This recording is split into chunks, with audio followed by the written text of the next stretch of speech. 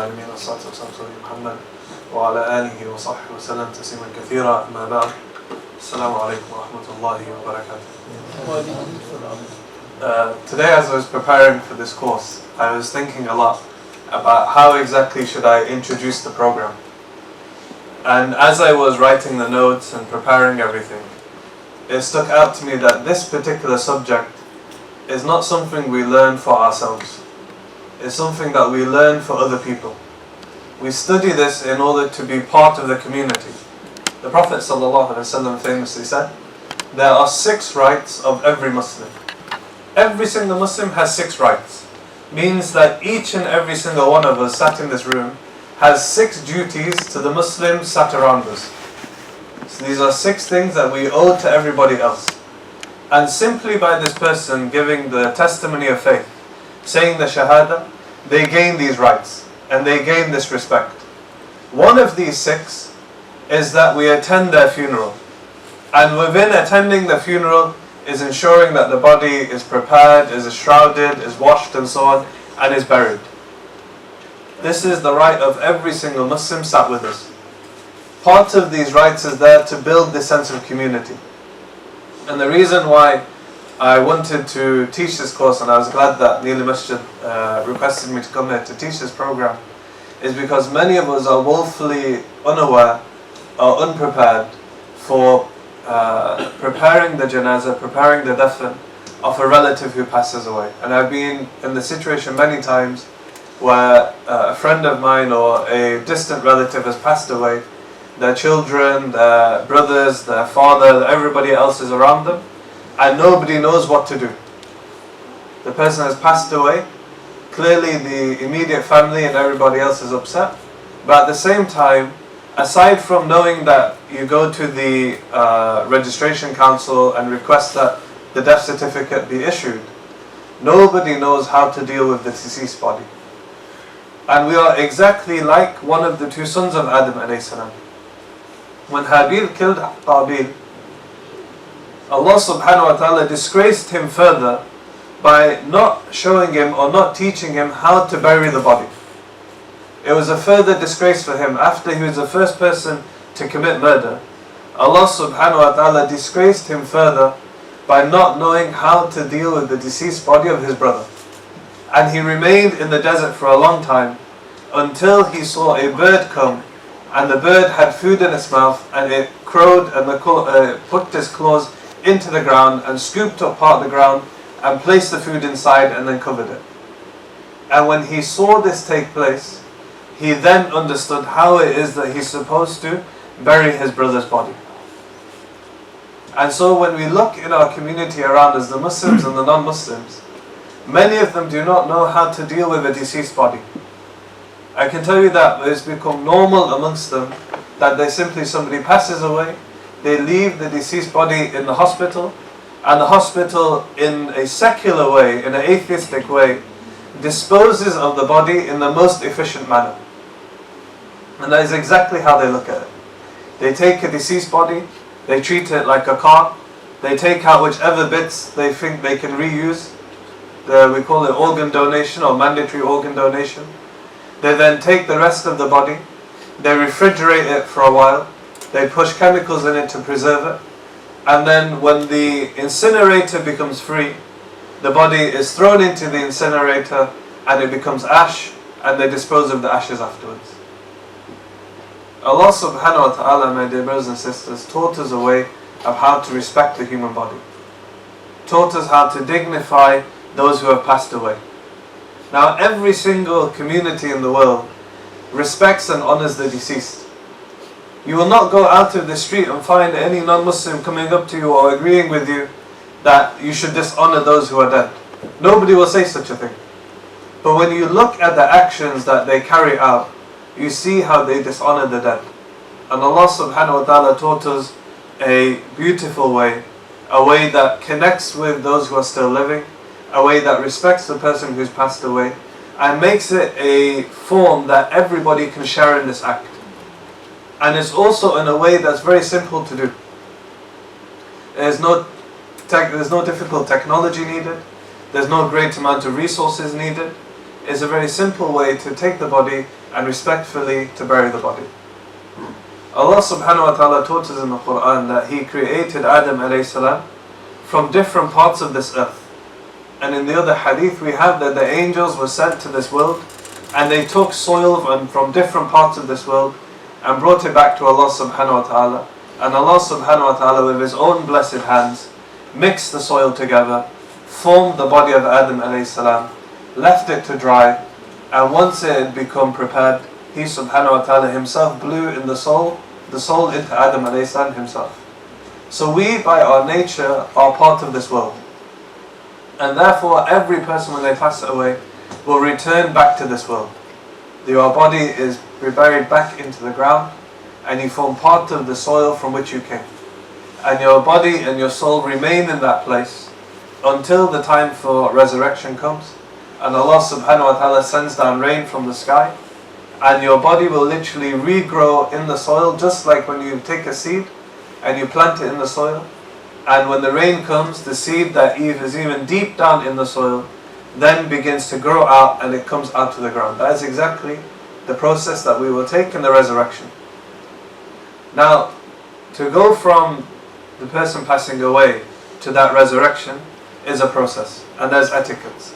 And today what we'll be studying is those particular etiquettes. So, it's very important for you to take notes. I did mention before that I've shared notes online that people can download with the course. It's okay everybody, I'll be walking around quite a lot. I hope the mic doesn't keep buzzing. Then I might just... I think everyone will be able to hear my voice anyway, is that right? Or do we have people sat upstairs? No, it's for the recording. Is this going into the recorder? It's loud enough for it to pick up. Alright, okay, thanks. So the first thing that I want to cover is the loss of any person is a very difficult thing. Okay, and the time that you will put this fiqh into practice is when it's a close family member who's passed away. Usually, if it's somebody who's passed away, then their family will carry out the janazah, they will... I'll take that.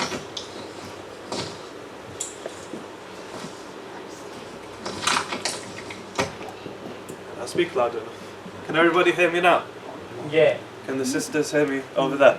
Yeah. Alright, I'll stand here then, okay? So first thing that we need to know is that you are going to put this fiqh into practice in a time where you are very emotional. Is that okay? So the reason why we're learning this now and we're not going to learn this when somebody passes away is that when you're in that state, you need your mind to take over and tell you what actions to do next. If you learn beforehand, then you will be able to put it into practice straight away. Is that okay? But if you're going to delay until that time and then try to think, it becomes very difficult. Is that okay? So we learn this now because at the time you put into practice, you'll be very emotionally driven and you're more likely to commit a minor or a major mistake. Okay? The second thing is that Allah subhanahu wa ta'ala speaks to us about loss. And He subhanahu wa ta'ala teaches us how to deal with that loss before telling us what the loss may be. So He subhanahu wa ta'ala said in Surah Al-Baqarah verse 153, "You who believe, seek help through steadfastness and prayer. God is with the steadfast. Do not say that those who were killed in God's cause are dead. They are alive, though you do not realize it." And then He subhanahu wa ta'ala says, "We shall certainly test you with fear and hunger and loss of property, lives and crops. But give good news to those who are steadfast, those who say when afflicted with a calamity, we belong to God and to Him we shall return. These will be given blessings and mercy from their Lord, and it is they who are rightly guided." So this verse, this particular verse tells us how to deal with the calamity. First of all, when you are in that state where the worst thing has happened to you, a parent, a child, a brother, a sister has passed away, then the way to remain patient, the way to keep going, is first of all to have sabr. Sabr means that you continue with your practice through your hardship. So for example, when a student is going to university, they have this hardship of an exam. It becomes very, very stressful. But if they allow the stress to overcome them and they simply sit around and they don't revise and they don't get to work, then they're going to fail the test. Agreed? But if they continue revising, continue attending their classes, continue eating and drinking and so on, then they'll be in a much better state to take that test. Similarly, when we lose somebody who's very close to us, many of us become emotionally distraught. At that time, it's very common to hear people say, why did Allah subhanahu wa ta'ala take this person away from me? And it's very common also to see people become angry with Allah subhanahu wa ta'ala, become upset at their loss, begin to ask questions as to why it was them, why did it happen to them, why this person, why did they have to lose so much? And this affects our iman. So at this, a person will begin to lose faith in Allah subhanahu wa ta'ala because they think Allah subhanahu wa ta'ala is punishing them, and so they become angry at what they perceive to be punishment. So Allah subhanahu wa ta'ala first of all tells us to be patient, i.e. continue the salah, continue the siyam, continue believing in Allah subhanahu wa ta'ala and believing that He will help you. The second thing to do practically is, whilst you have the spiritual side, is to also continue with the prayer. The Prophet ﷺ, whenever he was in a difficult situation, would continue and increase his prayers. He would pray nafil salah, he would pray additional sunnah salah, he would be eager to pray the front salah. Sometimes the Prophet ﷺ was very overcome with worries and so on, and so he would say to Bilal, "O Bilal, hasten and make the adhan, so we can become tranquil by the prayer, we can relax by the prayer." So at this time, it's very important that a person doesn't miss their salah. Although it's important to bury the deceased and so on, to keep yourself composed, to keep yourself going, make sure you maintain the salah. And at other times throughout the day, when you're feeling overly grieved, then pray additional nafil salahs, sunnah salahs, to keep yourself calm at that time. Every single one of us in this room, I'm sure, has a very busy life. There's nobody in this room that can say, I have the most relaxed life in the world, is there? Everyone has a busy life. But all of us who pray regularly in this room now know that throughout that day, when we have our salah, then everything shuts off. You relax for that 5-10 minutes, and then you go back into it and you feel refreshed. Likewise, at any other time, the salah will have that same effect. So it's important at this time as well to maintain the salah. The next thing is, Allah subhanahu wa ta'ala tells us how He will test us. And what He subhanahu wa ta'ala here is testing is our commitment to our iman. Our commitment to our iman. That's what's being tested. So, if a person has a weak iman, then when they are in fear, they'll say, I can't pray, I can't do this, I can't worship Allah because I'm afraid. Or they will say, when they become hungry and they're starving, they will lose their faith.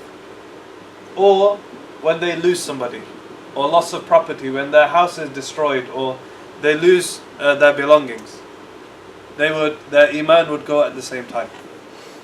Allah subhanahu wa ta'ala says in the Quran, Surah Al-Fajr, have you not seen the person or realized or come across the individual that when we put him in difficulty, he says, my Lord has disgraced me. And when we give to him and we bless him with wealth and so on, he says, my Lord has honored me. So there are certain individuals that their iman is tied to their amount of property or their economic state. When they're poor, they become in distress. And the Prophet ﷺ said that Allah subhanahu wa ta'ala knows His slaves. Some of His slaves, they require wealth in order to maintain their iman. So He gives them wealth. And there's some of His slaves that need to remain in a difficult or poor situation, otherwise they would leave their faith. And we know that amongst ourselves, our brothers and sisters that we have, when they were in one situation, they were doing very well, very committed, and when it went the other way, they also left their iman. We see people that they are poor, very committed to their salah, to their ibadah and so on. When they get wealth, they go on holidays, they relax, they leave their salah completely.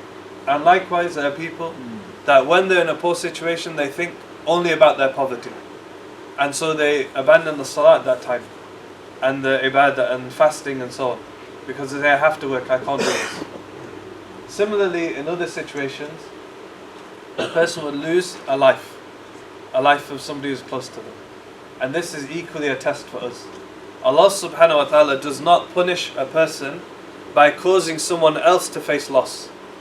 Remember that, it's a principle of Islam. Allah subhanahu wa ta'ala will not punish you by causing your brother or sister to die. Allah subhanahu wa ta'ala will not punish any other person by causing a harm to someone else, or causing your child to pass away. It doesn't happen. It's not your fault. Allah subhanahu wa ta'ala decreed something for them. No matter what you did, it was going to occur. And no action that you carried out resulted in them being harmed. We have many bad concepts amongst us. We have people who say that this woman was like this and she used to do that, or this guy was like this and he used to be out all the time and enjoying himself, and that's why his son or daughter passed away. This is incorrect. This is a false aqidah. Okay? It does not have any basis. Allah subhanahu wa ta'ala will not punish you or anyone else by causing your child to go through harm. If it is decreed for them, it will happen to them. Okay? It's one person's sins are not resolved by another person being harmed. Is that okay? So, to move on, a few things to note at the time of death. Umar radiallahu anhu said, be near your dying people. Persuade them to recite La ilaha illallah. Close their eyes and read the Quran next to them. So Umar radiallahu anhu taught us that when we know that somebody is going to pass away, to specifically go to them at that time and sit by them.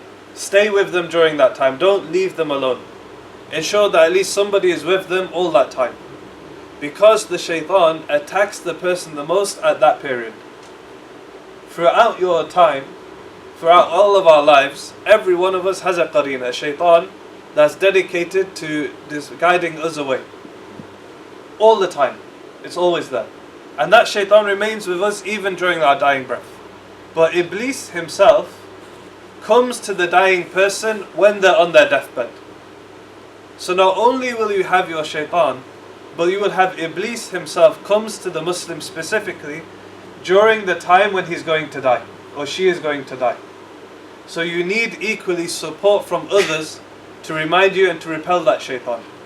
And so it's important that if you know somebody is in their last moments, don't neglect them, don't leave them, ensure somebody stays with them. And Umar radiallahu anhu said, persuade them to recite La ilaha illallah. How is this done?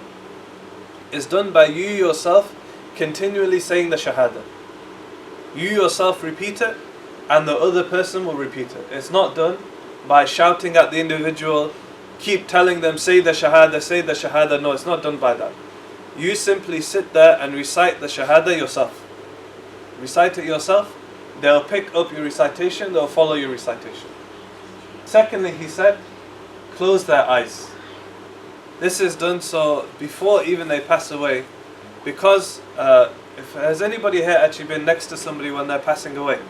You just put it behind, you don't have to say that. Okay, so those who have been next to a dying person knows that it's a physically very difficult time. And I am personally very much against individuals sharing videos online of people who are dying. I only say don't do it, respect the individual, because anyone who has been there when somebody has physically died, they remember it for their entire life. You never forget that moment. Those images continually stay with you. And it's a shocking time. And to just online just throw it onto someone or show them bodies of so on and so forth is very disturbing. It's not something we should be doing.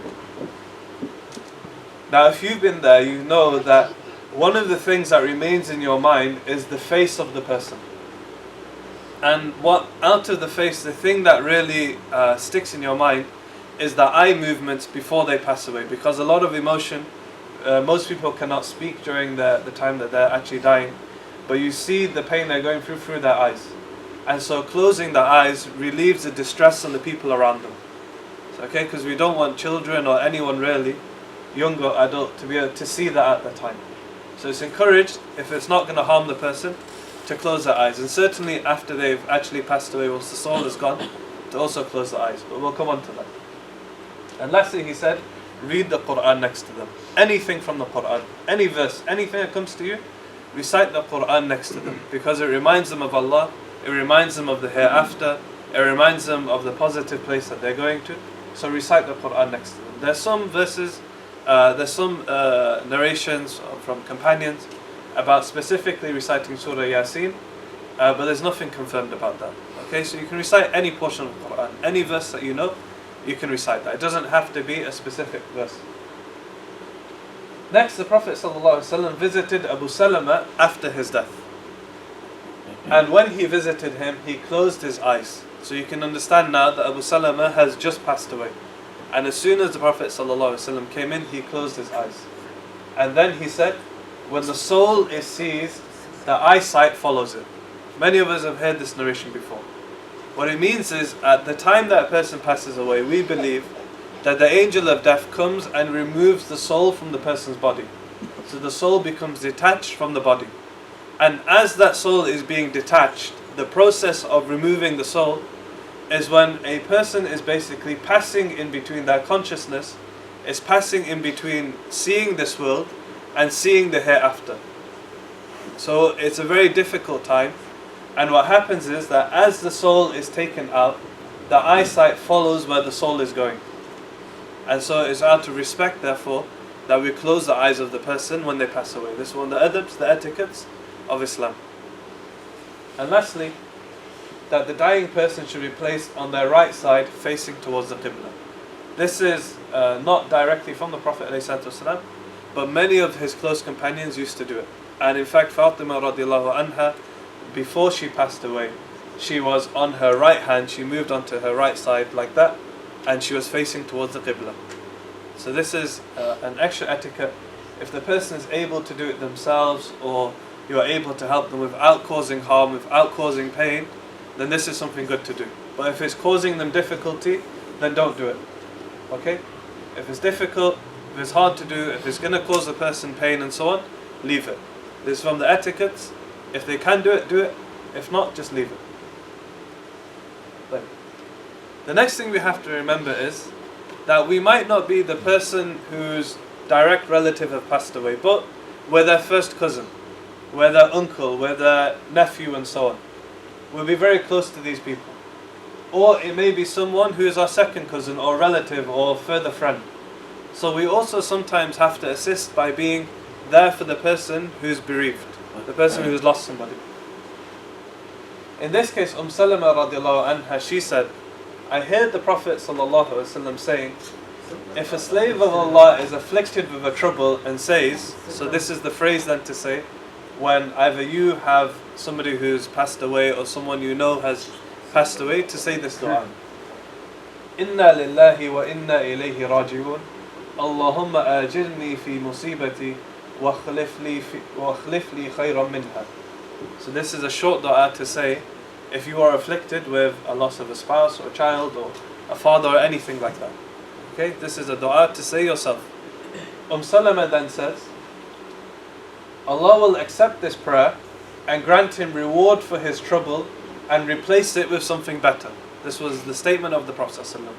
If you say this dua when you first hear of the news, Allah subhanahu wa ta'ala will first of all accept your dua will be accepted. The second thing is that you're rewarded for this trouble that you're going through. So anything that happens now, or what you feel, what you go through and so on, all the difficulty, you're rewarded for all of it.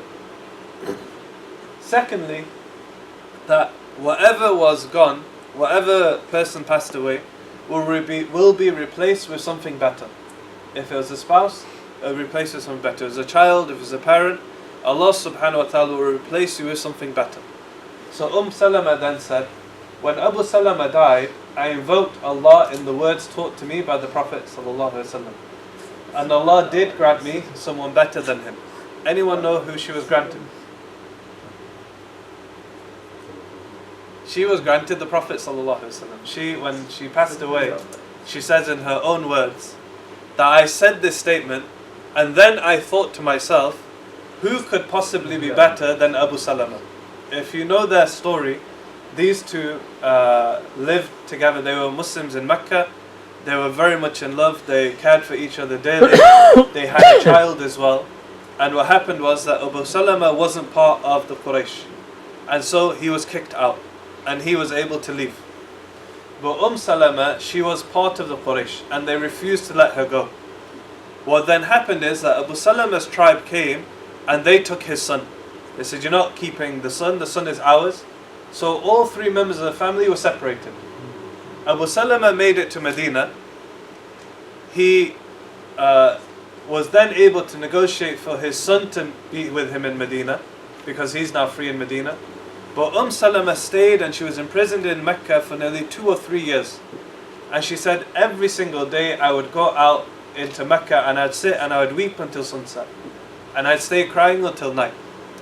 And eventually she was allowed to go to Medina, and she reached Medina, and then she was reunited with Abu Salama and their son. And they were very, very close together. And it said that Salama was extremely beautiful.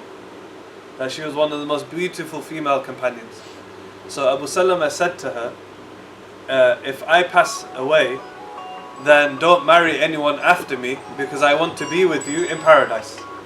And she said to him, okay, I'll do that. But then when the Prophet ﷺ proposed to her, she said, how can I refuse the Prophet ﷺ? And she came to the Prophet ﷺ and she told him that she made this promise. And he said, well, what could be better for you than marrying the Prophet of Allah? And so she married the Prophet ﷺ. And that's who Allah subhanahu wa ta'ala replaced her husband with, by her marrying the Prophet ﷺ. The next thing to keep in mind is mourning. Atiyya radiallahu anha, she said that the Messenger of Allah sallallahu alaihi wasallam said, a woman should not mourn for any deceased person for more than 3 days. Many of us heard this concept of 3 days. This period now is about mourning the deceased, where you stay in your home, you don't go out, you basically have time to grieve during this period. You can go off work or anything you want to do, you have time to grieve during this period. So the Prophet ﷺ said, there shouldn't be for more than 3 days, except in the case of her husband's death, which she may mourn for a period of 4 months and 10 days. A woman in mourning should not wear brightly colored clothes, but rather a plain dress. And during this period, she should not use any adornment or eye makeup, nor wear any perfume, or dye her hands and feet with henna, nor comb her hair, except at the end of her menstrual period, when she may use sun cleaning or refreshing agents such as perfume, etc., to get rid of any offensive smells left over from her period. Now this hadith is very interesting. First of all, the period of mourning is for 3 days, and this is for men and for women, by the way. The Prophet ﷺ specified women because he was speaking to women, but it addresses both men and women. So first of all, this is the period where if you want to go and visit somebody who's had a relative pass away, then you go during this time. Okay, so if you want to go to offer condolences, you go during these 3 days. If you live nearby and you're able to go, but you don't go during these 3 days, then you shouldn't make a specific time to go. But if you meet the person as you're out and about, then you can offer your condolences then. And it's also allowed if somebody lives far away and they weren't able to go there at that time, then whenever they meet them next, they can offer their condolences then. But part of Islam is not to make the person be in a state where they're continually and actively remembering the one who's passed away. Because if we are always in that state, we're never able to do anything. And from the blessings of Allah subhanahu wa ta'ala is that no matter who passes away, we're always able to move on, at least in a basic sense, that we're able to go about our daily lives, we're able to go back to our work and jobs and family relationships, even if after someone passes away. There's a very interesting narration from Al-Abbas radiallahu anhu. He said, after Umar al-Khattab passed away, he stood up and he said that when the Prophet ﷺ passed away, we mourned, but then we continued eating and drinking. And then when Abu Bakr as-Siddiq passed away, we continued eating and drinking. And today that Umar has passed away, we cannot live if we don't eat and drink. Because he saw the people around him for 2-3 days, everybody has stopped eating and drinking. After Umar radiallahu anhu passed away, everyone was so sad that nobody was eating or drinking. And Al-Abbas became worried, so he told them that we can't live if we don't eat and drink. And so remember that it can be very, very strenuous on a person who's had someone pass away. And if you're prolonging that process for 40 days or 50 days or a year, you're really keeping them in that difficulty. And also there shouldn't be expectations upon the one who's passed away. If you go over to meet somebody who's passed away and they're in a very relaxed mood or a very jolly mood or whatever, leave them like that. Don't blame them for not being the way you expect them to be, because everyone reacts to sorrow and stress in a different way. Some people in their private time, when they're away from everyone, they will share express their feelings then. They don't want to put it on show for everybody else. But many of our brothers and sisters, they made it in a way that you go to them to the house of somebody who's passed away to offer condolences, and all the way there you're laughing and joking. Oh, we're going to eat this afterwards, we're going to do this then, have you seen this latest phone? The moment the door opens, they start crying. Literally, the moment the door opens, they start crying. And I think many of our sisters will also know, and I've seen it myself, that they're laughing and joking the whole way. They say, everyone go quiet now, don't talk, they're going to hear us. Soon as they walk into the living room where the women are sitting, they all start crying. Immediately, and many men do the same thing. My dear brothers and sisters, Allah subhanahu wa ta'ala does not request you that you have to cry, or you have to wail or so on. If you naturally feel upset, then that's fine. Okay? You don't have to put on a show, you should be sincere with one another. Okay, and let the person deal with their distress in their own way. The next part that I also have to mention here is for a woman whose husband passed away, they are allowed to mourn for 4 months and 10 days. Many people take this and they add many cultural aspects to it. First of all, this doesn't mean a woman is not allowed to go out of her house. Okay? This is not a prohibition on the woman to go about her daily life, upon her to not go for work or to go for shopping or for whatever she needs to do. This is not a prohibition upon her that she cannot leave her house. Okay? She's allowed to go out. She's allowed to do whatever she wants to do. It's okay? It's not a prohibition that she has to stay locked up in her house for 4 months and 10 days. Is that okay? The next thing is, what this period means is that no other man is allowed to propose to her for marriage for 4 months and 10 days. Is that okay? Normally when a woman gets divorced, she cannot remarry for 3 months. Okay, she cannot remarry within within 3 menstrual cycles. This is a separate period.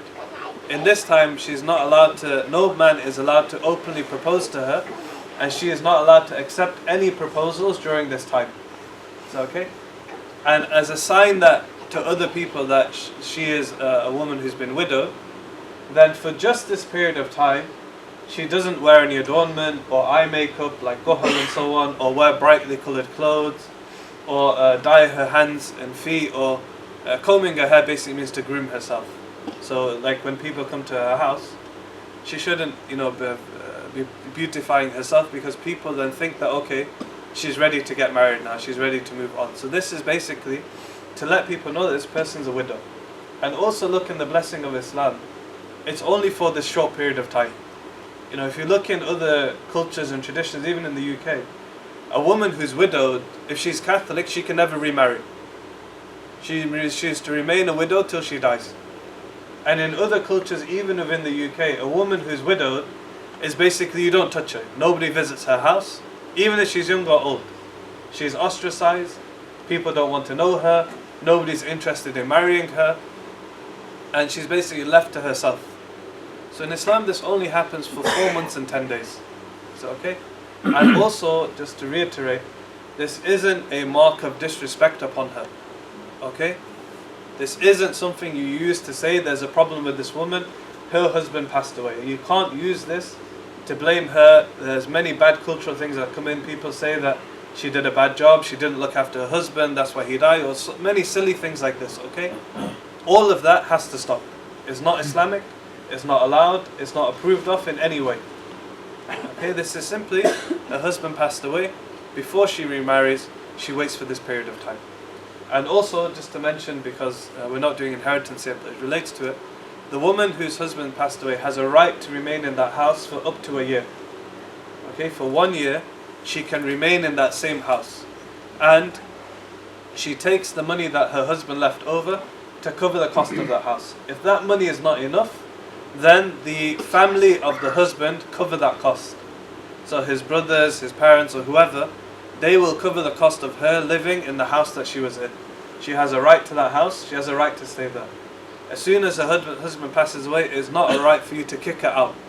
Okay, she has a right from Islam to stay where she is, to be provided for, her food, her clothing, everything else that she needs for 1 year continues to be provided from the money that her husband left before the inheritance is divided, or support from his family to cover that cost. Is that clear? Finally, a Muslim is not allowed to wail over a deceased person, nor lose hope in the mercy of Allah or despair at His decree. Now, wailing is basically where a person becomes hysterical. Yeah, it's the best way for me to describe it to you, that a person intentionally becomes hysterical. So this doesn't mean that they react to the sad news by shouting or screaming at their loss. That's perfectly normal. But this is a person intentionally basically ripping their clothes, slapping themselves or other people, screaming without actually genuinely being upset. Okay? And the Prophet ﷺ, he cursed the women who used to do this. He said that they were professional women who basically go to wail at the deceased house. That is not allowed. If you're going to visit the deceased, or their wife, or their mother, or their relative, or so on, then you don't put on a fake act. You don't start wailing for no reason and so on. You go respectfully, offer your condolences. If you wish to cry, cry, that's normal. But don't put on an act. Is that okay?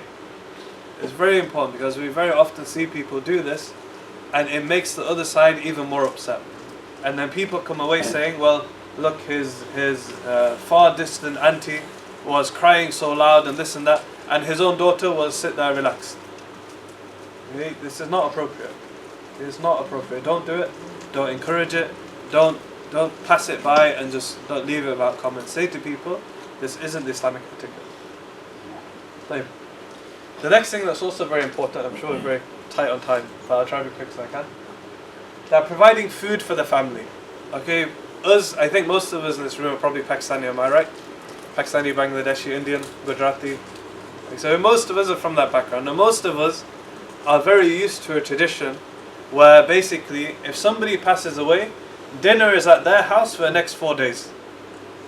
Okay, dinner and lunch and breakfast, everything you eat at their house. And they go out of their way, they run down to the local takeaway, the women stay crying over the pots, whatever, but they have to cook food and they have to serve it to you for the next 4 days. And if they don't, they're blamed.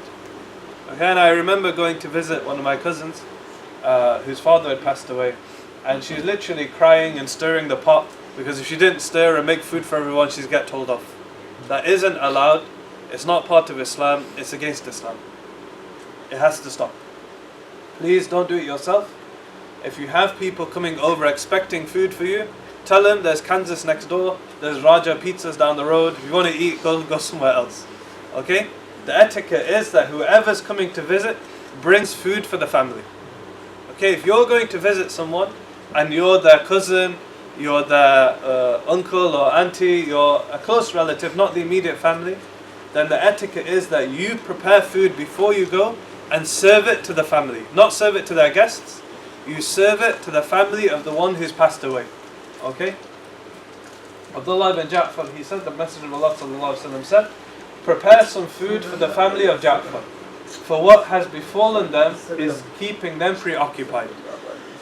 So when his first cousin Ja'far radiallahu anhu passed away, the older brother of Ali, the Prophet ﷺ told his wives and told his close relatives, Abbas and so on, and Abdullah ibn Abbas, that you should prepare food and take it over to the family of Ja'far and give them this food, because they're so sad and upset that they can't think about making food for themselves to eat.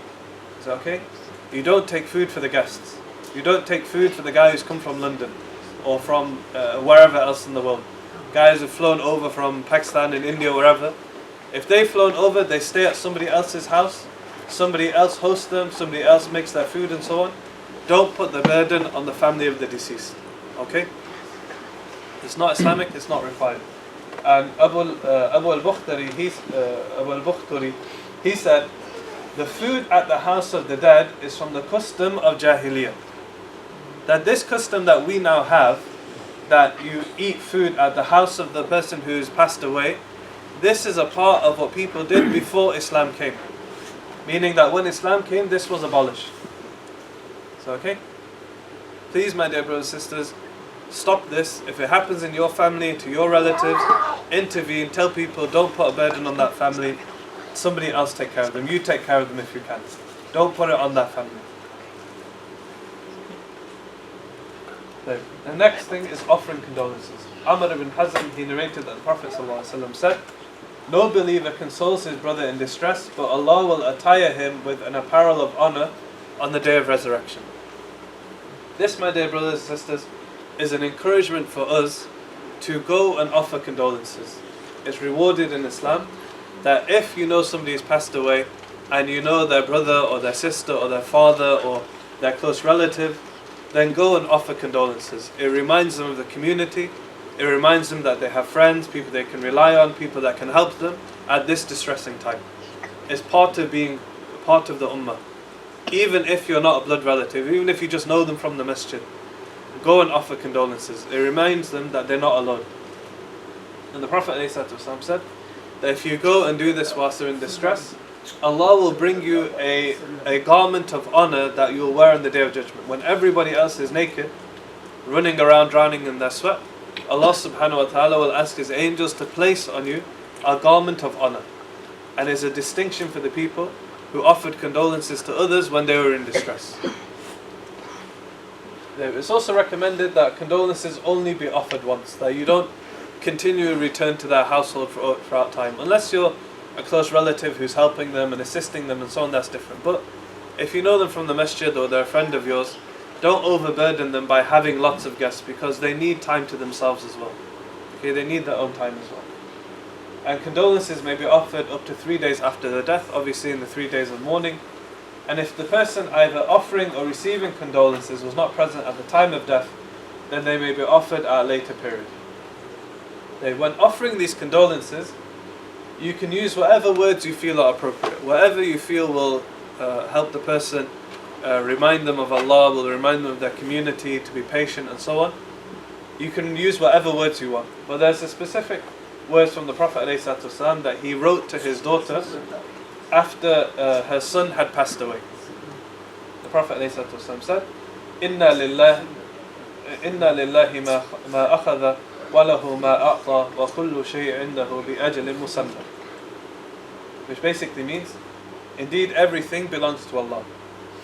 Indeed everything that Allah subhanahu wa ta'ala took belongs to Him, and it also belongs to Him whatever He gave, and everything has a prescribed period with Him. And he wrote this down on a letter and he sent it to his daughter. So similar words, or you could use these words. If a person doesn't know Arabic, then say it in English or a language that they understand. Is there any questions about that? Ask any other questions about that now before we move on. So anything to do with, we had about food for the family, mourning, how to deal with the bereaved, what to do at the time of death, and so on. So are there any questions about that? Yeah, you know when you say close the eyes, that means physically put your hand over their eyes. Okay, the brother asked a question. When I mentioned that you close their eyes, does that mean to basically cover the eyes with your hand? No, too much. Yeah, what it means, yeah. So exactly what you're understanding. So it means that you take your hand and you close their eyelids. Okay, so you wipe your hand over their face to close their eyelids. Okay, so you physically close the eyes. Any other questions? When you said read Quran or read Drama, Yeah. near and death, Yeah. he's not capable of saying the word, or he's maybe listening or maybe not listening. Okay. But he might just say, no, or yes, or whether I heard it's not right to say ask him to read something in that time. Yeah. How correct is that? Excellent. So the brother said that I mentioned about repeating the Shahada, reciting Quran next to the person who's passing away. And he said, obviously, some of these people may be conscious, maybe semi-conscious or unconscious. And he also asked about basically telling them to repeat the Shahada. Is this allowed or not? Is this correct or not? First of all, as the brother said, that you simply repeat the Shahada next to them in a gentle manner, so that if they hear it, they can respond. And any response that they give, positive response, is understood that they're acknowledging the Shahada, that they're affirming on that. Because the angel of death is with them and the shaitan is with them, basically what we want to do is to keep their iman firm. And to keep that iman firm, we repeat the Shahada, because the Shahada is the essence of Islam. Every person understands the Shahada. There is no God except Allah. Every person understands that. So simply hearing that will keep their iman firm as they're being attacked by the shaitan, being attacked by Iblis and so on at that time. So that's what we're trying to do. Same with reciting Quran, we're repelling the shayateen that might be present. Okay, so that's what we're trying to do. So again, don't tell them to repeat what you're saying, just say the words. Okay? You just say the words just yourself. Recite the Quran yourself, whatever's easy for you. Another question? But then you mentioned the 3-day period and you offered condolences in that time. What if, I think you may have mentioned it and I may not have been listening properly, but after that period, what sort of condolences can one offer? Okay, so the brother said that I mentioned about condolences being during the 3-day period. So after that period, what should a person do? Okay, so in this 3-day period, say there's somebody in this area who's passed away. During this 3 days, we should try and go and see them and offer our condolences. If we're unable to see them and they're a local person to us, then when we see them in the street, we can say simple things like, I hope you're doing well, may Allah subhanahu wa ta'ala bless you for your patience, ask them about their family and so on, and just use any gentle words that you want. But don't intentionally make a setting of it. Do you like you do when people do now, that the person passed away a year ago and they say, I'm coming to your house to offer condolences for your cousin who died last year, and they make food and they make samosa and everything, and then you come to their house and you sit in the front room that's never used and you offer condolences. This is what we're saying that you don't do. Okay? In an informal way, when you see them, when you meet them, if you're going over to visit them, you can mention it that I'm very sad, I was sad to hear that your cousin passed away or that your relative passed away. Because it's quite common if somebody's not local and they're not able to. Yeah, like I said, if they're not local, like they're from far away, or far away, even abroad. Yeah. When they see them. Yeah. Well, then whenever they and that visit can become a kind of a mourning setting. Yeah, that's fine. Yeah. So. Yeah, that's fine. If somebody's from far away and they couldn't come during those 3 days, then when they can come specifically to offer condolences. It's okay, but if they're local, they shouldn't do that. Exactly. Any other questions? You may be covering this in the next tip. What has to do with the deceased body? Because obviously it's soft, it's not gone. We'll do that. We'll do it. It's okay. Anything else about this bit, about condolences? Just in regards to the period of mourning, you got your 3 days, and then you mentioned the 4 months and 10 days. Yeah. But I've often heard the number 40 days mentioned. Oh, okay. Where's that from? So the brother said that I mentioned there's 3 days of mourning for any person who passes away, or anyone who has a relative who passes away, and also 4 months and 10 days for specifically for a woman, and specifically for her husband who's passed away. So not for her son or anyone else, specifically for a woman whose husband passed away. So those are the 2 periods. Now many people will have heard about 40 days. Can you put your hand up if you heard something about 40 days? Okay, so most of this room has heard or something about 40 days. Okay? 40 day khatam, brother. Yeah, the 40th day khatam or something, or whatever they want to do, something on 40th day. Now there's no authentic hadith about 40 days. So okay, first of all to start, there's nothing authentic about 40 days. Okay, it has nothing related to a person passing away or condolences or anything like that. So where it came from, I have no idea. What it's still doing here, I'm in more despair. But my hope is that all of you will, inshallah, put into your own practice that, we don't want to add things because, for example, this thing about 40 days. Now we have 3 days people are going to come to your house. Okay, so most families, it's very difficult to feed 150, 200 people for coming to your house for 3 days. It's very hard. And then on top of that, we want to say, well, in 40 days' time, you need to feed us all again, and hire out the masjid and all that, it becomes very expensive.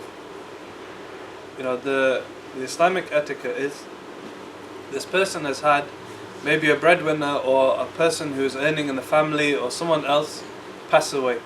They're not going to be working now for 3, 4, 5 days a week, 2 weeks, whatever. So they're naturally not going to be earning or have as much money. On top of that, the way is to make it least cost as possible. Okay, least borrowing as possible. That's why the shroud is purchased using their own money. Okay, we're going to come practically to some cost, but in most areas, just the cost of a grave space, you're talking £1,500, £2,000. And the cost that you need to pay for the transporting of the body and these things adds on as well. So if somebody's just had somebody pass away, it's very difficult for most families that they have that amount of money on the spot. Okay, so adding these things just increases the burden, and that's why it's not part of Islam, really. That's why even the food and stuff like that is by other people to help them at this time. Any other final questions before we press on? The sisters are very quiet today. I think they understood everything quite well. There.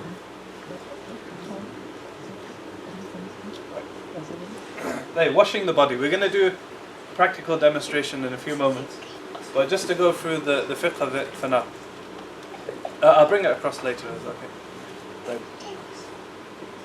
So the body of a deceased Muslim, other than a shaheed, the person who's martyred for the sake of Allah subhanahu wa ta'ala, should be washed. Okay, so every Muslim who passes away, the body should be washed. If more than half of a Muslim's body, or half of the body with the head is found, then it should be washed and the funeral salah be offered on it. Otherwise, it should not be washed, nor any funeral salah be offered on it, and it should be wrapped in a piece of cloth and buried.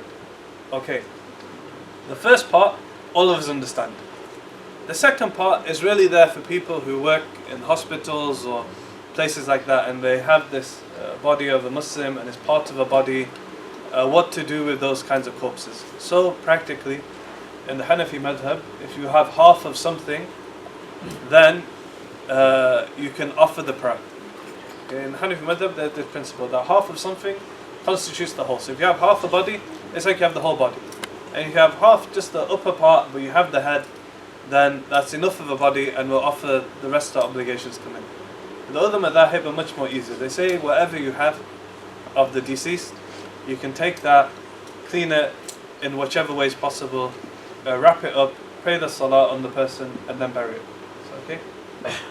Now, if you are unfortunately in one of these situations, for the Hanafi madhab, what they're saying is, if you have less than half of the body, so for example, the person was in a very severe car crash, or like for example in parts of the world where there's wars going on and so on, there's only pieces of the body that are found.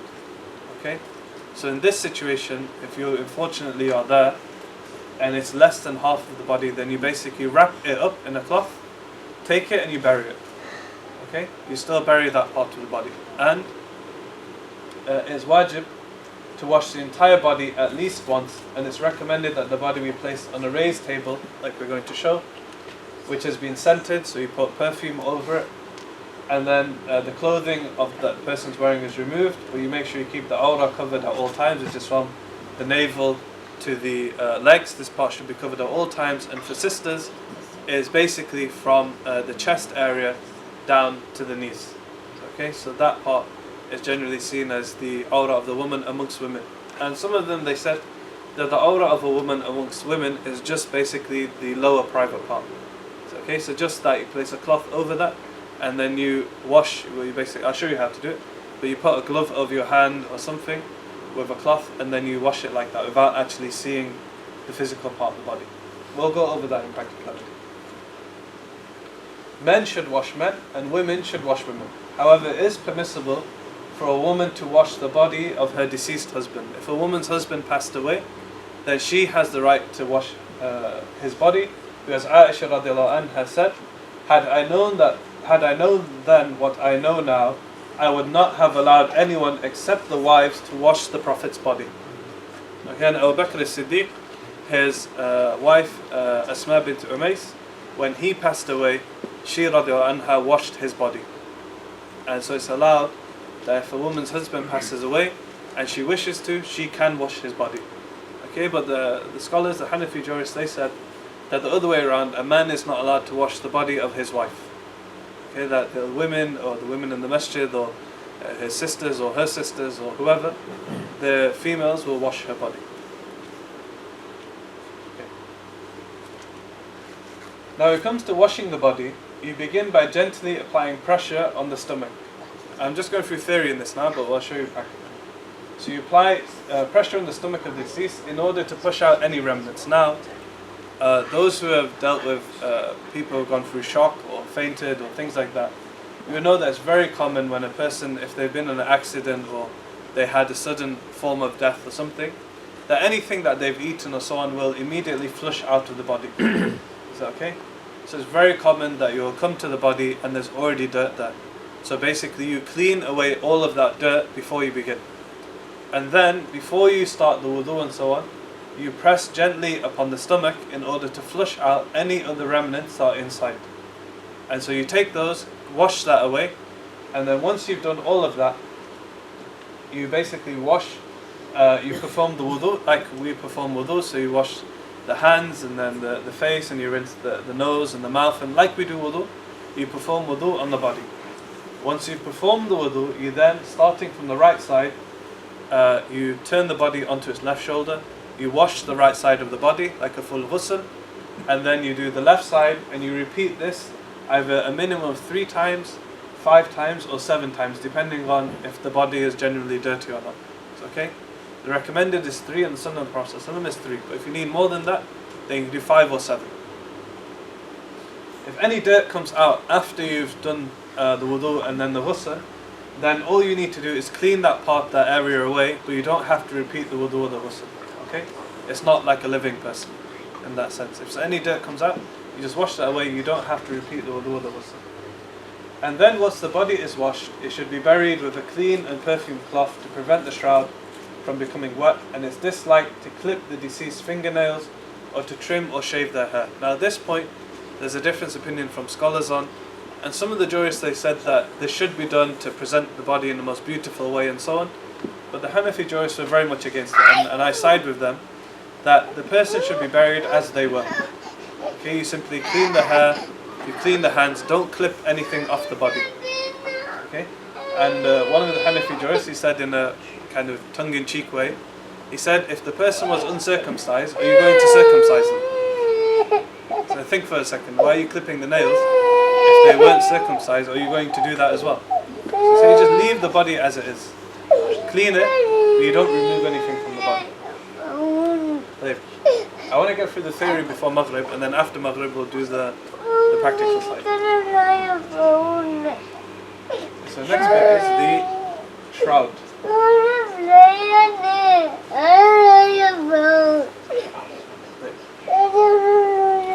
It's Fard Kifaya, a communal obligation, that the deceased body of a Muslim be shrouded. Okay, so if nobody does it, we're all sinful. Okay, so somebody has to do this. At least one person or more must participate in shrouding that body. Otherwise, all of us are sinful. And therefore, we should know which Muslims passed away. Because, you know, many would have heard the story recently that there's a Muslim who'd passed away, and his body was kept in the Manchester Royal Infirmary for nearly 4 or 5 months. And the hospital didn't know what to do with him, because they said he's Muslim, we can't cremate him and so on. Nobody's coming to collect this body, no one's getting informed. And he was basically left there for 4 or 5 months in a fridge. All of us are sinful for that, because he's part of our community. So therefore we should know the Muslims in our community. And if somebody is not present in the masjid for a few days, or you don't see them around, go and inquire where they are. Many people pass away and they're left in their homes for days.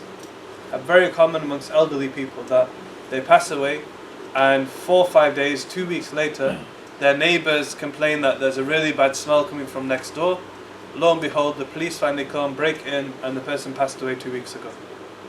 So this is very sad. And I sometimes work in care and elderly care, and I know elderly people, Muslim elderly people, that never have anybody visit them. The only person that comes to visit them is the social worker once every few months, and if they have a carer, then maybe their carer comes. Otherwise, They're left on their own, their children don't visit, nobody else visits them. So it's our duty to make sure, find out how these people are for our own locality. So this area in Rochdale is your responsibility to know every single Muslim. Between you, you should know every single Muslim and know what their state is. And particularly, check up on the elderly people, because very common they pass away at night, nobody comes over for a few days. We should really be checking on them. Like, next is, it's recommended that the shroud be white in colour and that it be purchased using the money left behind by the deceased before settling their will and inheritance. If the deceased did not leave behind any money, then whoever is responsible for taking care of their living expenses should provide the shroud. Does that make sense? Like, Abdullah ibn Abbas reported that the Prophet ﷺ said, "Wear white clothes, for these are your best clothes, and enshroud your dead in them." i.e. that the Prophet ﷺ, he always loved people wearing white clothes. There's a sunnah of the companions and the Prophet ﷺ that they would wear white clothes. Because anyone who's wearing white clothes is doing a really big effort to stay clean. You know, wherever you go eating, you have to be cautious that you don't get any salan stain on you at weddings and stuff like that. You have to be very cautious when you're wearing white. And also it looks very beautiful. You see somebody wearing white, they look very nice, lights reflecting off them physically, and it just presents them in a very clean manner. So the Prophet ﷺ would always love people wearing white clothes. And therefore he said, enshroud your dead in white clothes. And the Prophet ﷺ also said, if you perfume a dead body, do it an odd number of times. You don't have to do it, but if you are going to do it, then basically place the perfume on an odd number of times.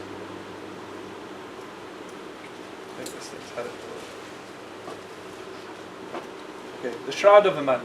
Aisha radhiallahu anha said, the Messenger of Allah sallallahu alaihi wasallam was wrapped in 3 pieces of new white sheeting from Yemen without a shirt or a turban. Okay, so there's no other garment on the person. You use 3 white sheets, and we'll describe the sizes of them and so on, and you wrap the person in this. Is that okay?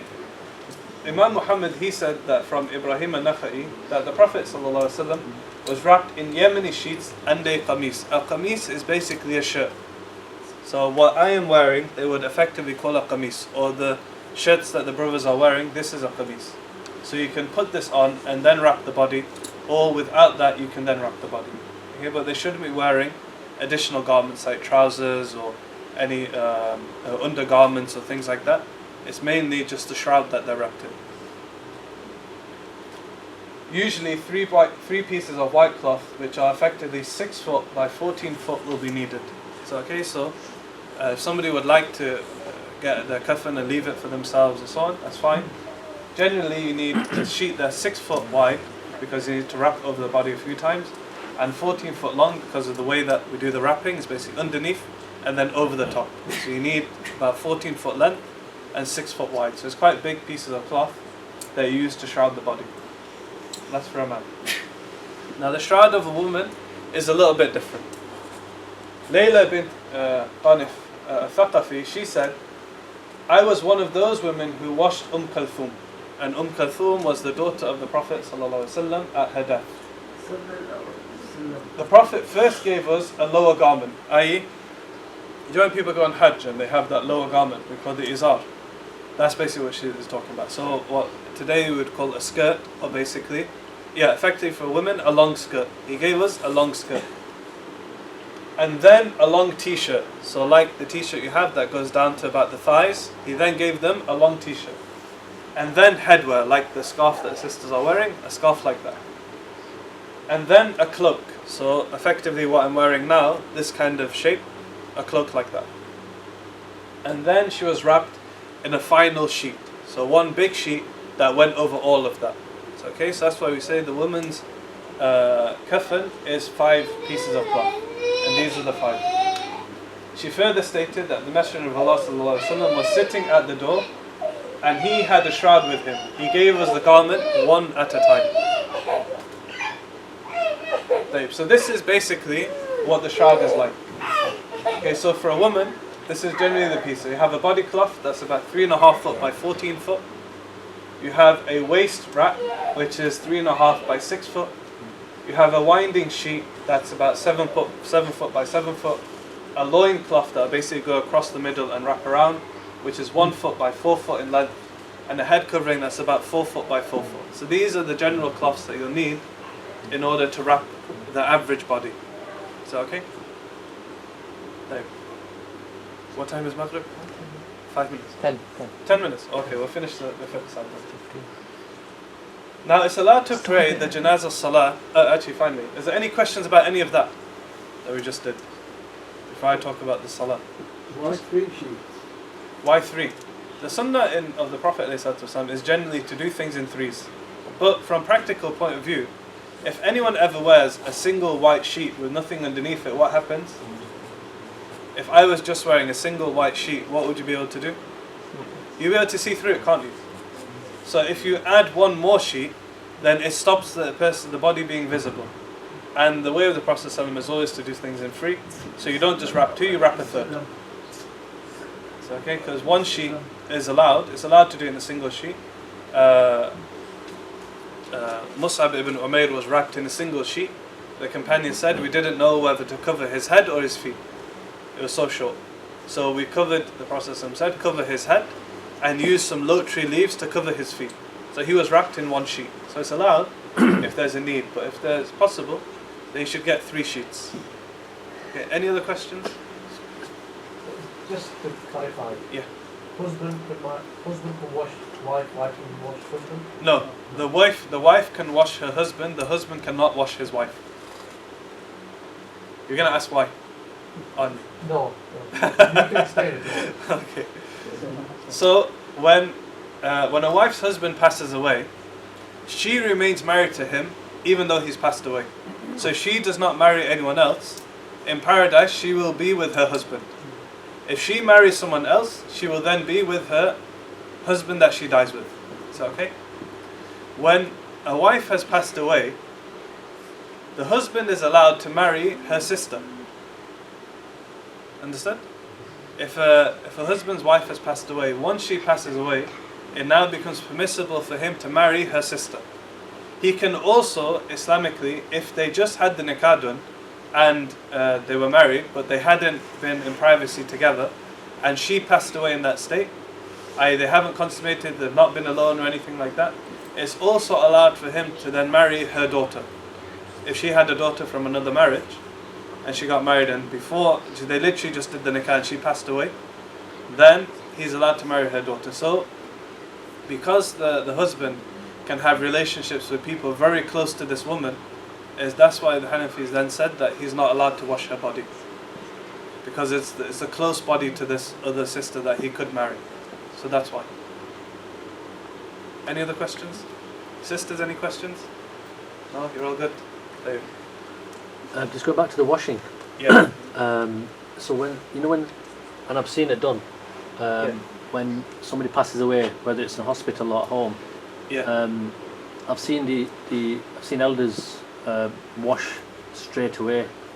As soon and as then, somebody passes away? Yeah, and then the official ghusl obviously later.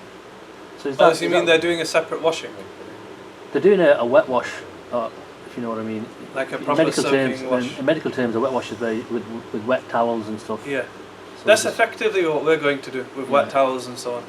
So, but that's done on the actual deathbed rather than Okay. that's. Well, that's allowed, Yeah. but there doesn't need to be 2 washings of the body. So, okay, unless there's a need for it. For example, the person died and there are lots of dirt on them and so on in the way that they died, so you want to wash the dirt off. Yeah. And you just basically roughly wash the dirt off, and then when you take them to the place where you can actually clean them for ghusl, the body might get dirty again or something, so then you can wash it properly before you shroud it. Maybe it's for that reason to just. Yeah, wash but wash otherwise, generally, the person just has 1 wash. So if they died, they're taken to where they're going to be shrouded, they're washed and then shrouded immediately. And you said that pressing the stomach. Yeah, to remove any of the dirt that's inside. Yeah.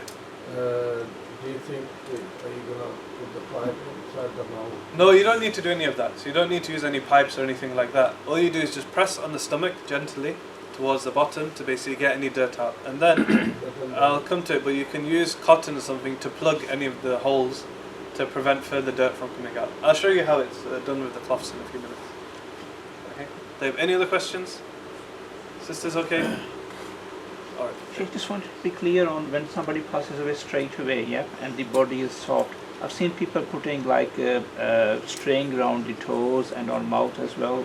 Is that what you're supposed to do straight away before we get to the washing?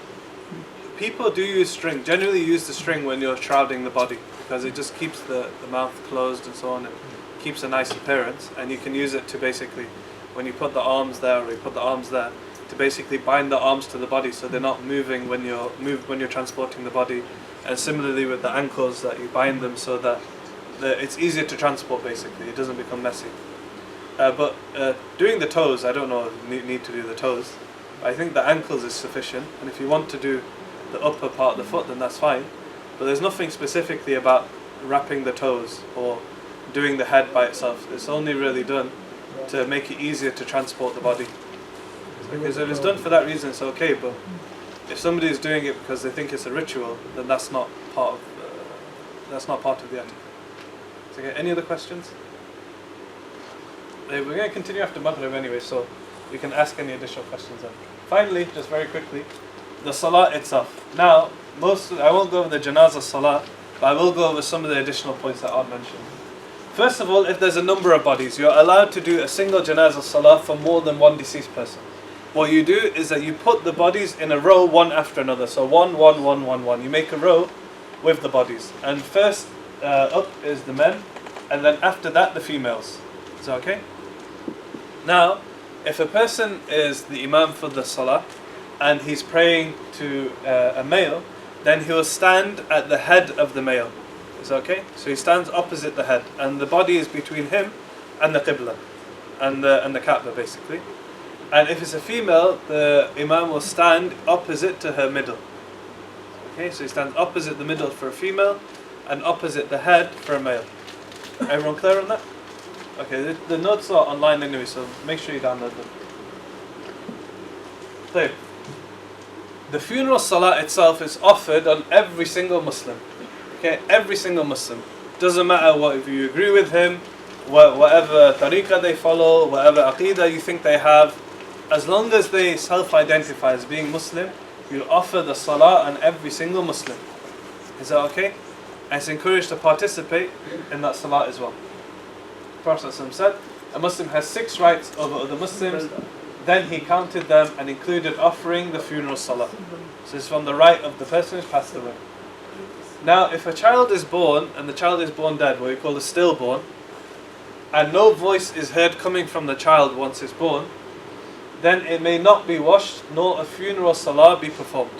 Okay, so if the child comes out and it doesn't make any sound, and therefore we understand that the child is a stillborn, then you don't offer the funeral salah and you don't wash the body. Okay? But what you do is you wrap it in a cloth and you bury it. Just like you wrap everyone else, you wrap it in a cloth and you bury the body. If the child was born alive and their voice was heard, then the body should be washed and the funeral salah should be done.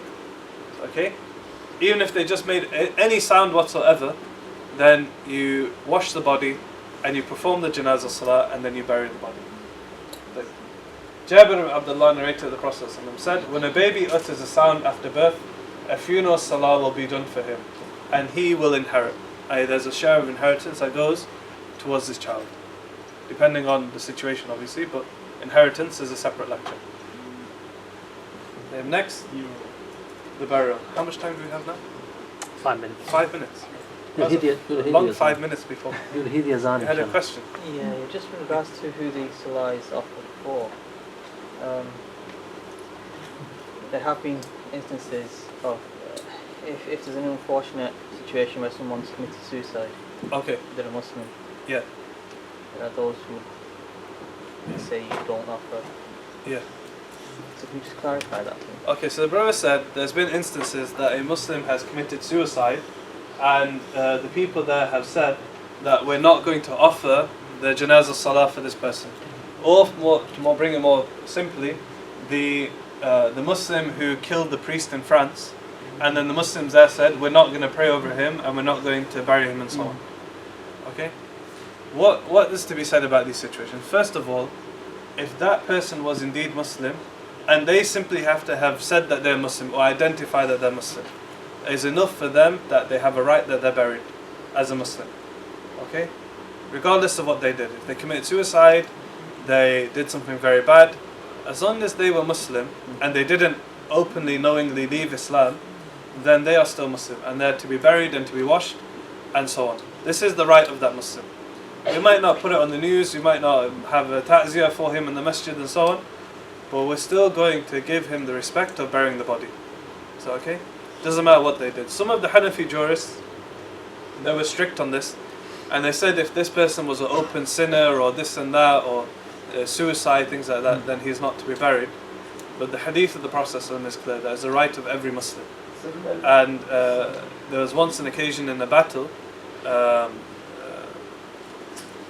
think it was Zayd ibn Haritha, he said that I was fighting an enemy and I cut him to the ground.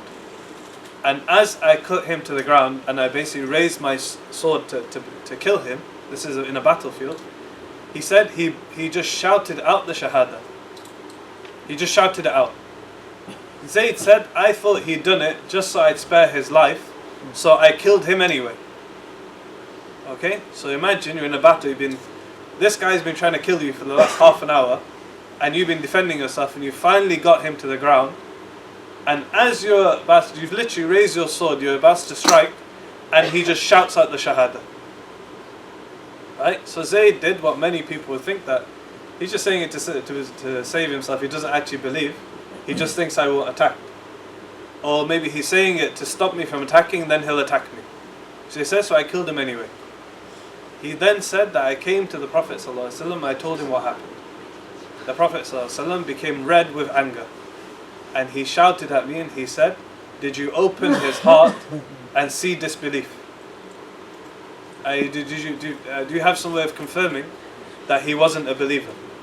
So even this person, who was an enemy of Islam, simply just before his death, he's to be buried. So any person really, they should be buried. It's the right of a Muslim. طيب. Any other questions? No. طيب. So following the janazah, Abdullah ibn Mas'ud said, whoever follows a funeral procession should carry the bier from all sides, and it is the sunnah of the Prophet ﷺ. So from the right front, the right near side, the right other side, the left, basically 4 people at least, or 6 people will carry this body. I know it's very common when you go to graveyards that they bring the body out and everyone's fighting to carry the body. It's not appropriate, it's not respectful. Simply let the close family or whoever wants to carry the body, let them carry the body, give them space, allow them room to move the body. Many times we've gone to graves and funerals, everyone's fighting to carry the body or put their hand on it for a second, and they're just tripping over each other. Okay, it's not appropriate, it's not etiquette, it's not respectful to the deceased. Okay, just let them carry the body. If you don't get the opportunity to carry it this time, inshallah you can do it next time. Can you carry another woman, so to who's non-mahram? Yeah, generally if it's whichever body's passed away, you're now taking the body to bury it. So, okay, so if they're in a coffin or if they're simply just shrouded, then you can carry that body. Okay, even if it's not your wife or whatever, but you need people to carry the body and you have to do it, then you can do it. Whenever there's a need, the rules of Islam become easy. Okay? Even the people touching the body or helping them, because then other people need breathing, to help them to, To be honest, a deceased body, if they weighed about 80 kg when they're alive, weighs about 100-ish when they pass away. So it's a bit of weight, but if there's 4 people, they can quite comfortably do it. They won't. I think we're going to do the adhan now, so we'll pause now, and then we'll continue after Maghrib, inshallah. Bismillah ar-Rahman ar-Rahim, alhamdulillah, rabbil alamin, as-salatu was-salamu ala Muhammad wa ala alihi wa sahbihi wa sallam. So Jazakallah khairan for everyone for coming back down. Hopefully that means it's at least a little bit interesting for everybody. I know this is a very heavy subject in general, speaking about death, and my nature is always to be light-hearted, so if I make jokes or things like that, just to soften the mood, because I don't want everyone to get really depressed and go home and think, it's a really sad lecture on time and you don't remember anything because you were so upset all the way through it. So the idea is not to be crying at this time, it's supposed to be there to learn how to do this for when we have to do it. So, okay, so I do try to keep it light-hearted in that way. So forgive me if anyone's offended by jokes or something like that, but the idea is just to keep it light-hearted so we can get through, and the focus is to understand. So if you have any questions, just stop me and ask the question. Don't leave having questions in your mind. So, okay, it's not one of those classes where I want you to go away continually pondering what to do and what happened in this situation. I want you to ask it now, so when the difficult moment comes, you know what to do, and you can also help other people who are going through difficulty, tell them what to do, and basically lead other people in the situation, because very few people study this material, and when something goes wrong, you see everybody jumping in and say do this and do that, and most of it is misinformation, sadly. So we want to understand properly, so when it happens, either it happens to us, we know what to do, or if it's somebody near us and they don't know what to do, then we go through it with them. So, okay, and also hopefully because you've studied this now, you can take the booklet offline, and if you do have somebody who passes away in your family, the night before the burial or something where everyone sat around, just say we'll go through this part about the shrouding and the burial, so everyone understands the night before, everyone's on the same page, so when you go to the masjid to wash the body, and then when you go to do the burial, everyone knows what you're supposed to do. So okay, it's always better, teach people when they're not emotional, don't interrupt them when they're in a really emotional state. Let their thoughts drive their emotion at that time. Okay, we have a very bad habit. You should know on 2 occasions the rules of Islam become easier. Those 2 main occasions are marriages, weddings, and funerals. Okay? We may have rules that we teach here now, that I teach you now, but if I am present or anyone else is present, either during a wedding or at a funeral, we don't shout about those rules. Okay? We just stay quiet. Because if we interrupt at that time and stop this person from what they want to do, they'll rebel. And the reaction from them will be worse than had we just left them alone. So the focus is basically to help these people beforehand. Once they're in this situation, if you see someone buying flowers or they've bought the flowers and they want to put them on, leave them to it. If you've seen somebody at a wedding and they've already got their Quran over the head and the person's carrying it, she's throwing rice and all of that stuff, just leave her to it. Okay? Don't jump in the middle of the camera and make a scene, and basically you bring in their ego then, against your ego. That's not what we want. We want people to be reacting properly. Let me just adjust the screen. Is there a reason why it's gone that way? Just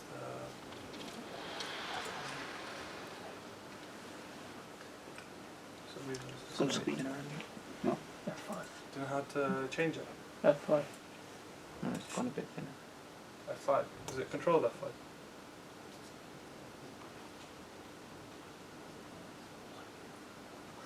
Oh, that's sent it to sleep. And it's F4.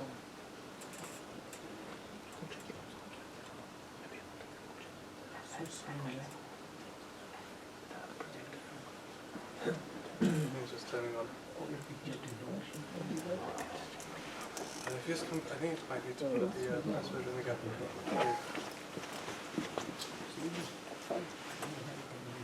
It's fine.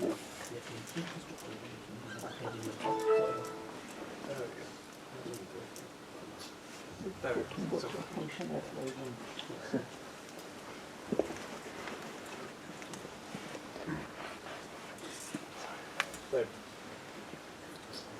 Okay, so the idea basically is to learn now. So when you're in that situation, don't interrupt, don't make people feel embarrassed. If they don't know what they're doing, try guide them, but don't make a scene. Okay, that's the important thing. If they're doing something that's a little bit wrong or you're not happy with it, just leave them to what they're doing, okay? Don't jump in at that time. Tell them afterwards, they can correct whatever they did at that time afterwards, but don't make a scene during the funeral or during a wedding or something like that. Right.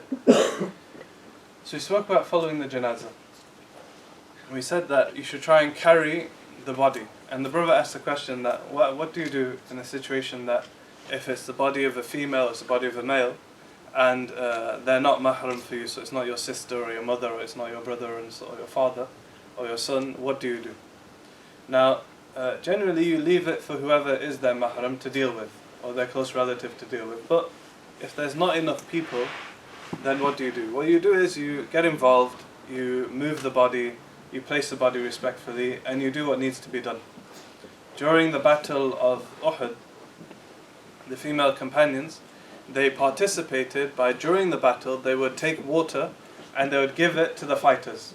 And they were running basically through the battle, delivering water to all the fighters. After the battle, over 70 companions had died. Over 70 companions had died. And some of the Sahaba, we'll come to in a few moments, they were engaged in digging graves. But so many graves needed to be dug that the female companions also participated in digging the graves. Okay, they also dug their graves. Now, the male soldiers were so tired that some of the female companions also shrouded the bodies, washed them, and buried the bodies. Okay, now, if they're doing that, they're not always doing it for a mahram. So practically, practicality takes over. You don't just leave the deceased there and say, what can we do? This is Sharia or something. That's not Sharia. Sharia is, if you're there and there's no one else to deal with the situation, respectfully take care of this person, shroud the body, keep it covered, use a cloth, as I'm going to show, wrap the body, and then bury it. Okay? That's if there's no one else to do it. If there's someone else to do it, then leave it to them. Does that make sense for everybody? Okay? The way in Islam is not that you just say, it's not my mahram, I can't do it. When a person's passed away, they've passed away. Just like in their life, if they needed to go see a doctor, they go see a doctor. You don't say, you're not mahram for me, you can't touch my body. Like your brother or sister has to become a GP, otherwise you're not going to get a medical professional. Or a consultant. Or a consultant or a surgeon or something. You're in need. This is done with respect. There's code around this, there's etiquette. The person looks after you, they have to touch your body for reasons. If they can touch your body when you're alive, then they can touch your body when you're dead. Okay, don't invent false rulings for these situations. Okay, and we're going to break open that side a little bit when you speak about other aspects as well. Right. Abu Hurairah narrated that the Prophet ﷺ said, walk briskly while carrying the coffin. So once the body's been shrouded, the idea is not to delay and for no reason basically leave the body or go very slowly or go to a very far distance. The idea is to go quickly. So the Prophet ﷺ said, walk briskly. For the deceased, for if the deceased is righteous, you'll be taking them to something better. If they're a righteous person, when you bury them, they'll be experiencing the garden of paradise. And if he or she is evil, then you'll be getting them off your backs. Basically, this is their last right. They're an evil person, you've done it, just go bury them now.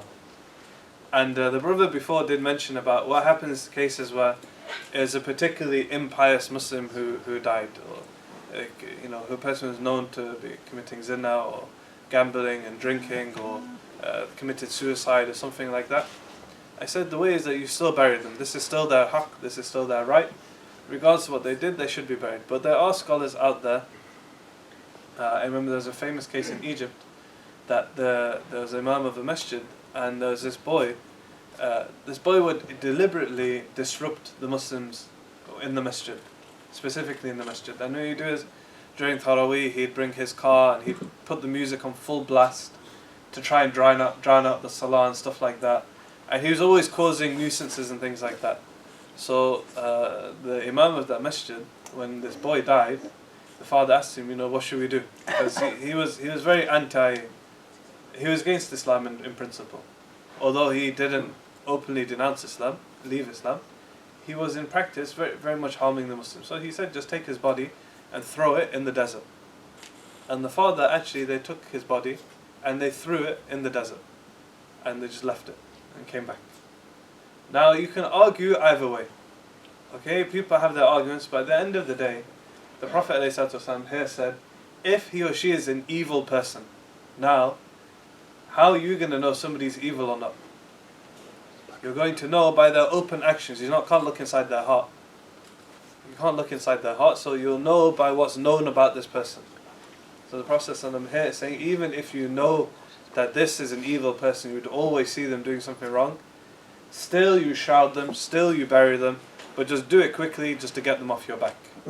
Basically, you just bury the body, it's their last right. Okay, so you still stick to the position that the body should be buried, even if they're an evil person. Now, where should the body be buried? It's preferable to bury the person in the area, i.e. the town of their death, so where they passed away. The body may be taken for a mile or two for burial, because this is the usual distance of a cemetery. The removal of a body from one place to another is not liked. Similarly, after burial, removing the body without genuine reason is not permissible.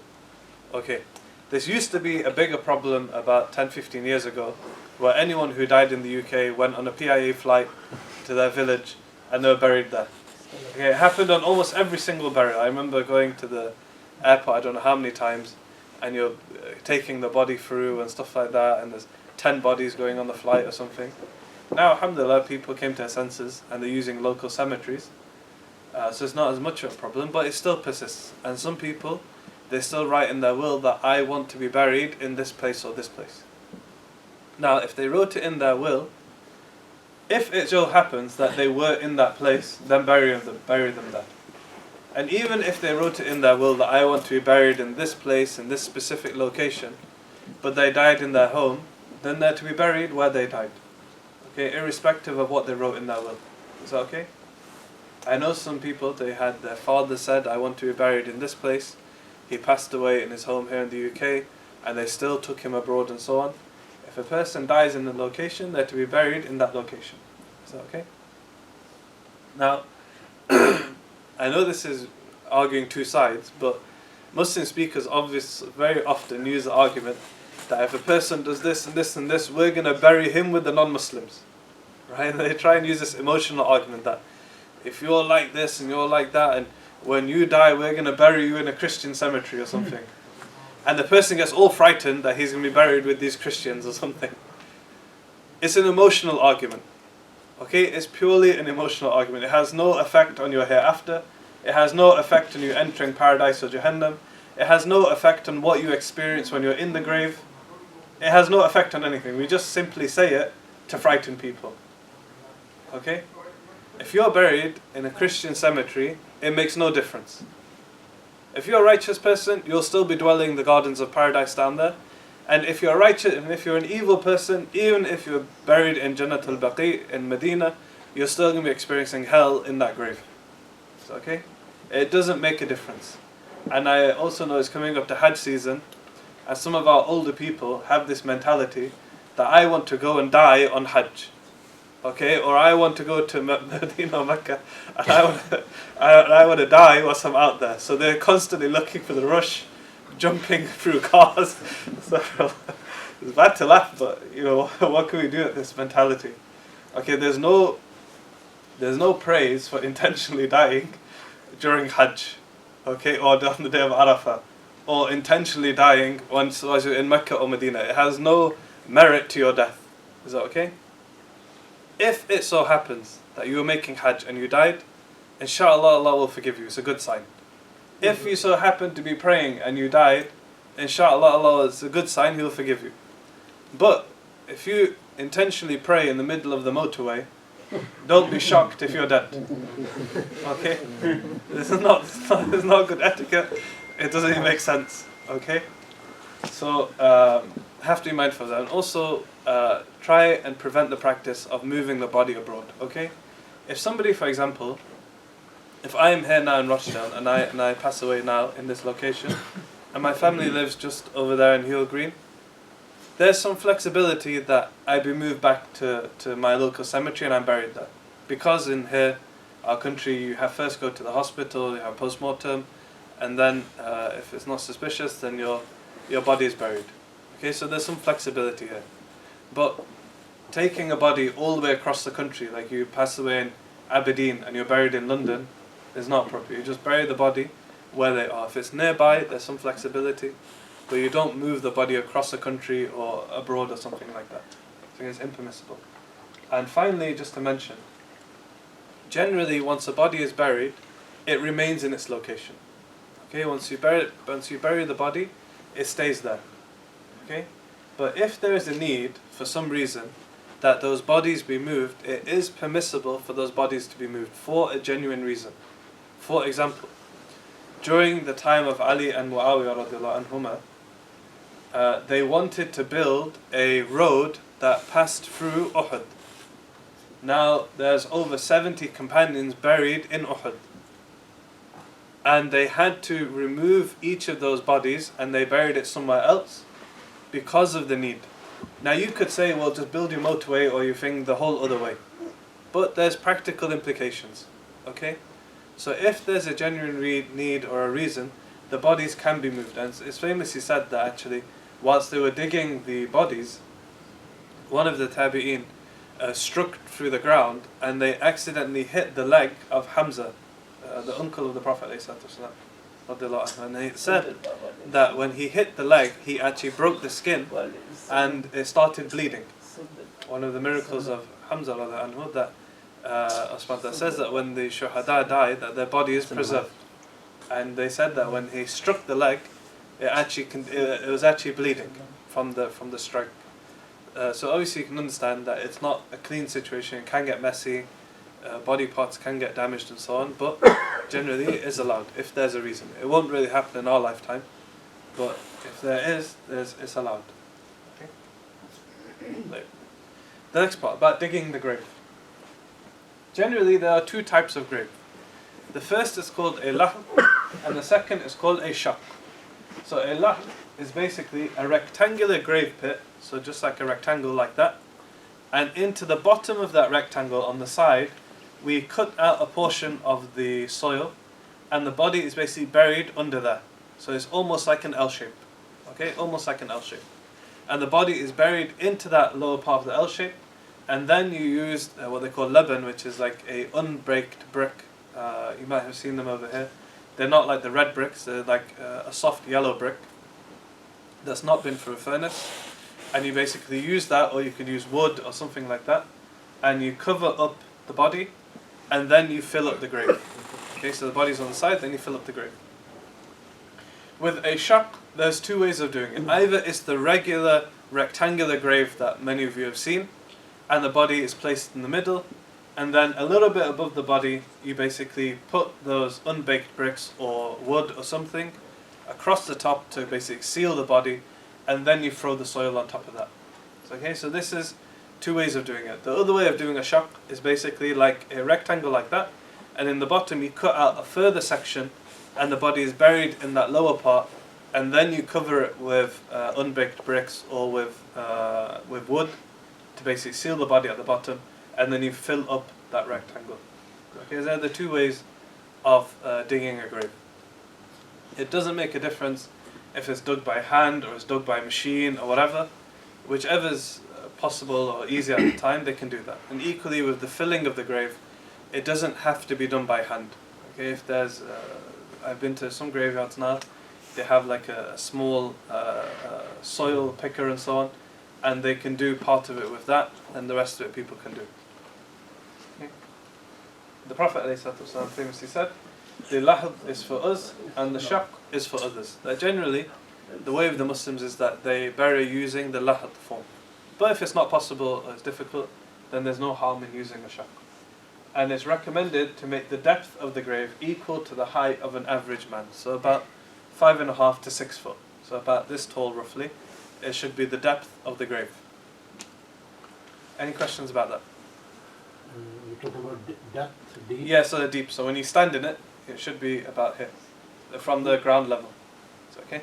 You only dig about 4 foot down, straight I don't know about Rochester, but in Manchester it's still about 5.5, 6 When foot. you say L shape, they don't do it? Oh, they don't do the L shape, so what you can do is you can take a spade yourself and just dig it out the side.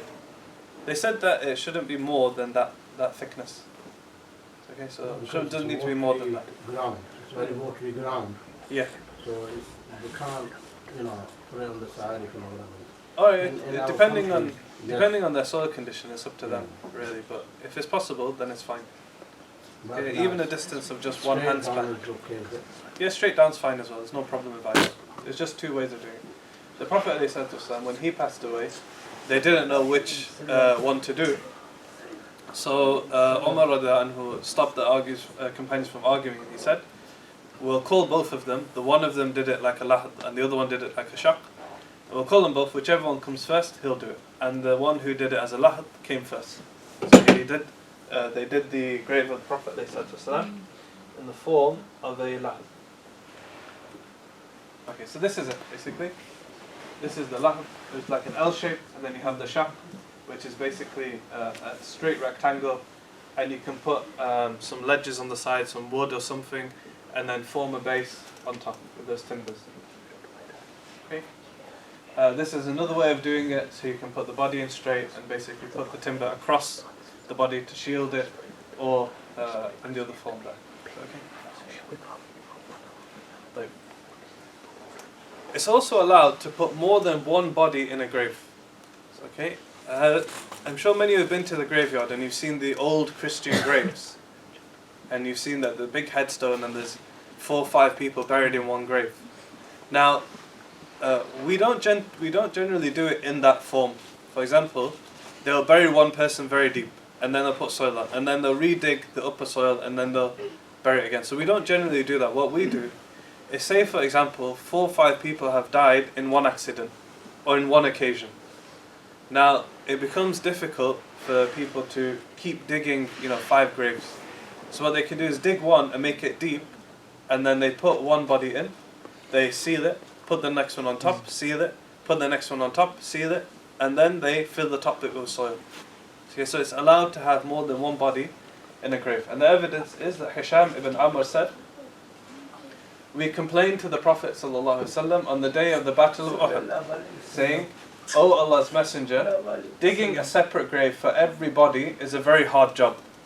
The Prophet ﷺ said, 'Dig deeper, dig well, and bury 2 or 3 bodies in each grave.'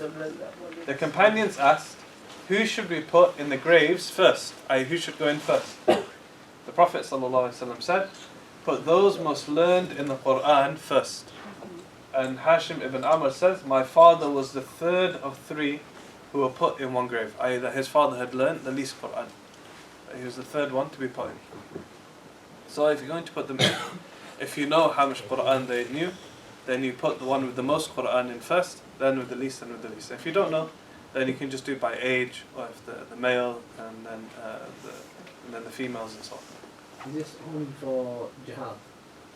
Or time of war? No, it's any time. So if, Can be done anytime. if there was an earthquake, Yeah. you can put these 3. Yeah, if there's an earthquake, if there's a car crash and a family died, for example, or 3 or 4 people died, You can do all of them. you can put them all in one grave. Is that okay? Either top of each other or side Yes, by what you side. do is you put in, you dig down, you put in, like we had here, for example. It's a bit hard to see. I'll come over there. So you put in the first one, then you put in the timber across, then you put the second one here, then the timber across, and the third one there, timber across, and then you fill the rest of soil. Yeah, so they're all in one pit. It doesn't have to be timber. No, it can be anything. They used to Concrete, use like Block and, blocks and stuff. Yeah, so it can be anything else. So just so sisters can see. Basically, after you have one there, then you put the timber or something across, then you put another one there, another one across, and another one there. Okay, so they're literally stacked above each other. There. So the sunnah of the burial. Abdullah ibn Abbas narrated that the Prophet ﷺ said, "The body should be entered into the grave from the direction of the Qibla." What this means is, we pray in this masjid, it's this way, right? Mm-hmm. Yeah? So we pray this way. So here is our grave, okay? Now, when we come to this grave, do we just take it in and we put it in that way? Or do we put it in from the side? Or do we put it in from the top? So the Prophet ﷺ here says that the body is entered into the grave from the direction of the Qibla. So, this is the direction of the Qibla. We take the body and we put it in the same direction as the Qibla. So the head will go in first, and then the feet. Does that make sense? So the head will go in first, and the feet, and the head is placed there. And preferably, you should remove it out of the wooden box. So you take the body out of the wooden box. When we say coffin, we mean the actual shroud. Okay, so when I say coffin, I mean shroud. So you can, if you want to, take the body out of the wooden box and place it in, and you put the body, if it's possible, on its right hand side. So it'll be placed on this side with the head towards the Qibla. So okay? You lie the body like that. So you're placed on this side, head towards the Qibla on its right hand side. Okay. The person placing the body in the grave should say Bismillah wa ala millati Rasulillah, in the name of Allah and in accordance with the tradition of the Messenger of Allah. And then he should loosen the shroud. What I mean here is that you have all these ties across the arms and the feet and so on to keep the body basically together so it's easier to transport. Once it's in the grave, loosen all of those extra strings. Is that okay?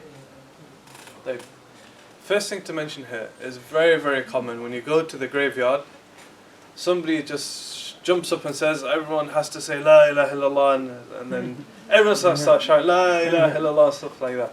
That's not the way. Okay, it's not recommended to be shouting the shahada. Okay? It's not, you don't shout the shahada. Every person themselves says Bismillah wa ala millati Rasulillah. Okay, and the person to be saying that is the one who's putting the body into the grave. Don't make a big scene, everybody shouting different words, everyone screaming the shahada. This isn't, some sort of emotional outburst. It's a respectful thing. You're in a graveyard, there's other people visiting the deceased. You take the body and you place it into the grave calmly. I know many of us have got this culture of everyone's just jostling and fighting and emotions are high and they're tripping over each other and everyone's in the way. Please, my dear brothers and sisters, if you go to a burial and it's not your direct family member, stand way at the back, leave lots of space so that people can actually comfortably come in and put the body. And so many times I've gone to the grave for the burial, and people have almost fallen into the grave because they're pushing each other. There's so many people pushing to get to the front to see that the person at the front is almost falling in or tripping over themselves.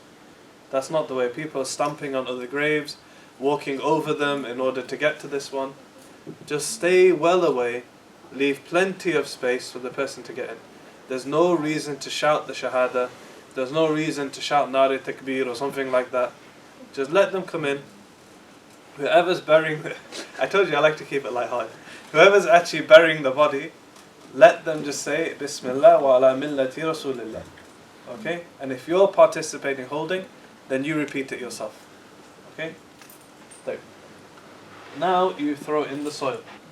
The Prophet ﷺ once prayed a funeral salah and then went to the grave of the deceased and threw 3 handfuls of soil from near the deceased's head. So in this case, the Prophet ﷺ had led the janazah salah. He went to the graveyard with the body. He took up 3 handfuls and basically where the head was, he placed it in there because he was starting it. So you start from the head. Now obviously, if you're just going to be placing in handfuls, it's going to take quite a while to fill up this grave. Okay, so at some point, everyone's going to start using spades or similar to fill up the grave. So this is the start.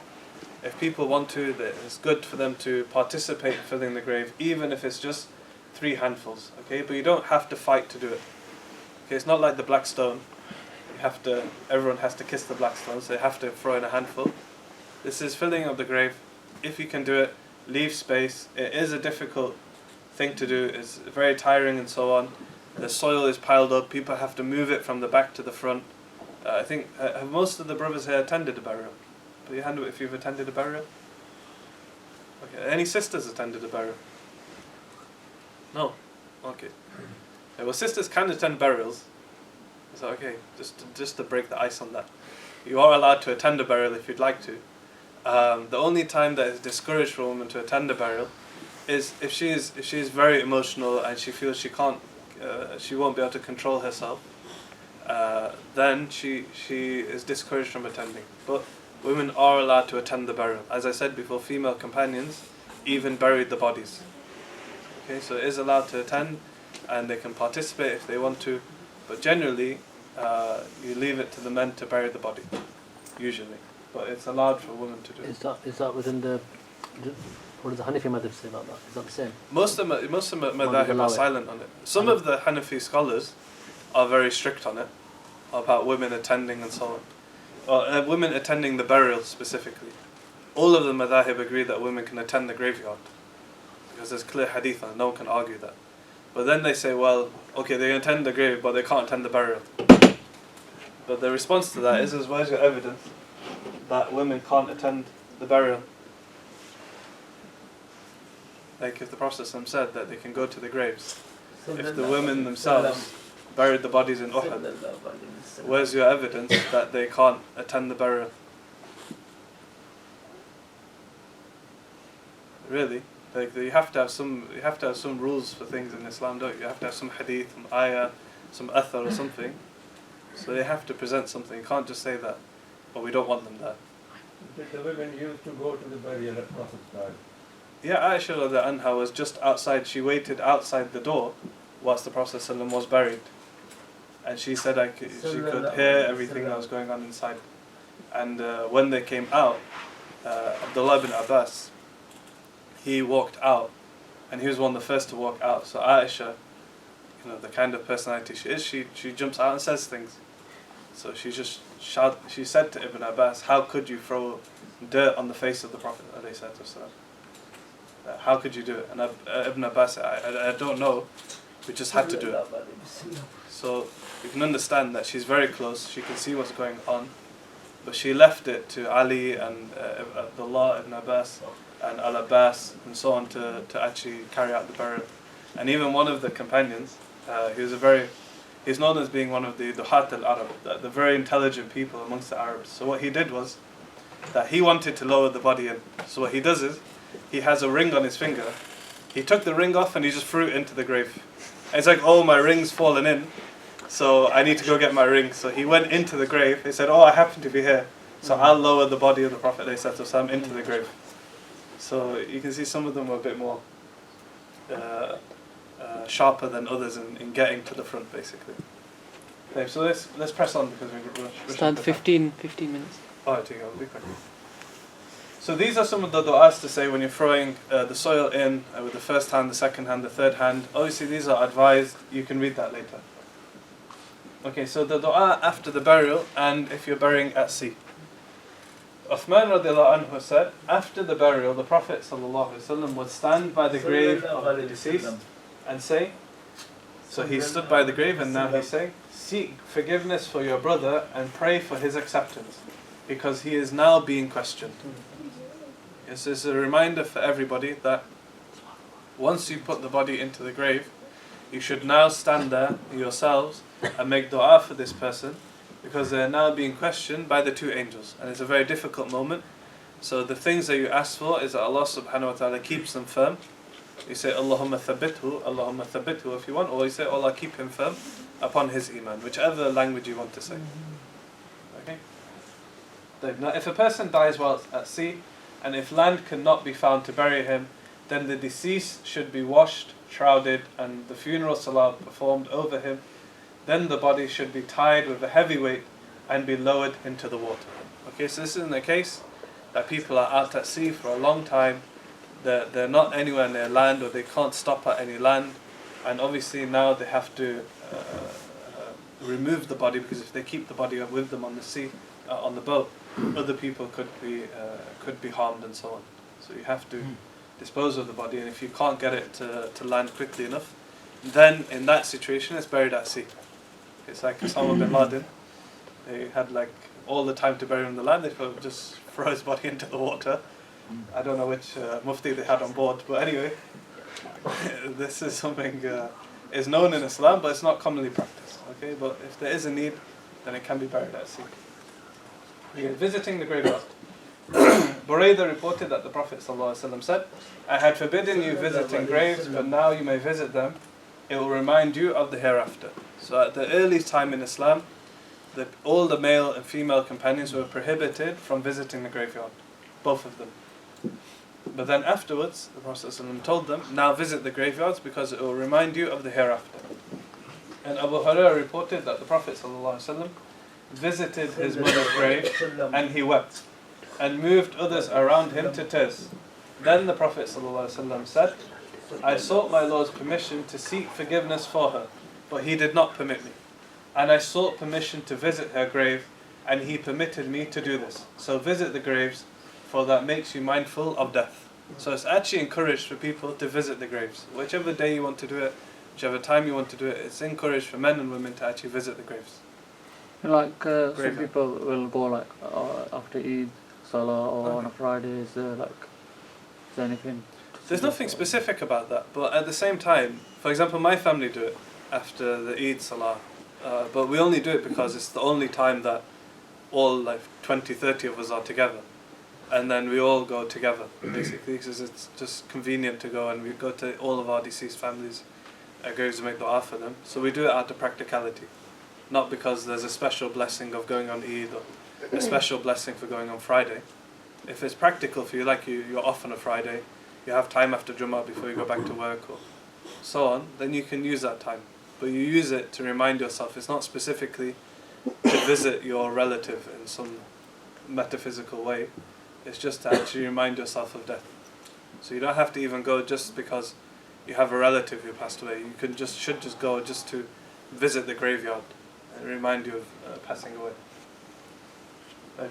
Abdullah bin Abbas reported that once the Prophet ﷺ passed by some graves in Medina, and he turned his face towards them saying, Peace be upon you, O dwellers of these graves. May Allah forgive us and you. You have preceded us, and we are following your trail. So this is a statement that he ﷺ used to say. You can do it as well if you're passing, you're walking by, or you're driving by or something. It's a good reminder because you're going past the graveyard, to take that and to make the supplication to remind you of your relationship and that these Muslims lived and they passed away, and essentially we're following their footsteps, that they were living and we will also pass away. Abdullah ibn Mulaika is reported to have said, once Aisha radiallahu anha returned after visiting the graveyard. I asked, O mother of the believers, where have you been? She said, I went out to visit the grave of my brother Abdul Rahman. I asked her, didn't the Messenger of Allah sallallahu alaihi wasallam prohibit visiting graves? She said, yes, he did forbid visiting graves during the early days, but later on he ordered us to visit them. So this makes it clear that sisters are allowed to go to the graveyard to visit the graves and so on. Okay, any questions? You sure? Okay, 10 minutes. What we'll do is, I just asked the brothers to move the table centre with us. We'll just move it to around here. So if I can ask all the brothers that are at the back, if you can just come forwards. Yeah. Just one question. Regarding the visiting the, saying dua when you're passing the grave. Yeah. Does it have to be for Muslims, the graves, or can it be for? Generally, it's for Muslims because you say, may Allah forgive us and you. Yeah. So you can only make dua forgiveness for a Muslim. Right. So this is specifically for Muslims. But if you're living in a place where there's no Muslim specific graveyard, then you can still go because you'll still be reminded of the shortness of life and passing away and so on. So you can still benefit from that. It doesn't have to be just Muslim graves. Okay, so now I'm going to freak out all the people that are watching online. Because they'll be like, what's going on here? Ustadh, I think also possibly from a legality point of view, you mentioned about taking the body out of the wooden box, what we call the coffin here. I've got a feeling maybe rules around. People have said that for quite a while, but I don't know whether there's no one watching you when you bury a body. You can take them out. You can take them. Fine. Should I hold the phone so you can? Oh no, it's Just leave it there. Okay, so thankfully I'm not going to ask one of you to lie on the table. I remember one of my teachers, he did this, and he picked some unfortunate brother to actually be the one who's going to be shrouded. So fortunately the brothers, they managed to get this dummy. It was quite nice. And I'm just going to show you basically how to shroud the body and just to do the general washing. Now, if you come round, anyone who's over there, just make sure you can see. And sit down so everyone can see. Everyone just take a seat. So, first thing you should know, in the UK, if you go to a deceased body, and it's obviously been to the hospital, first thing you should know is that whoever goes in to do the washing of the body, is requested to be respectful. I think we'll just wait for the adhan. Yeah, turn it off. Turn it off. Just press the mute. Allahu Akbar Allah. So the first thing you should know is that only the people who need to go in to wash the body should be there. Okay, and one person can do it, it's a bit difficult. Preferable to have at least 2 people. Okay, minimum of 2 people to go in. More than that, if you have 3, it's helpful. Somebody can pass you things, but you don't really need more than 3. Okay, it's not there for everyone to go in and watch over or something. It's not a show. We're there to do something serious.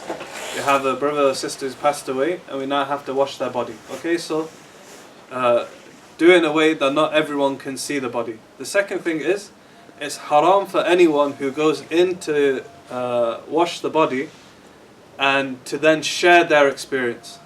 What I mean is, share what they saw of the person's body. Okay, because everyone's body is private.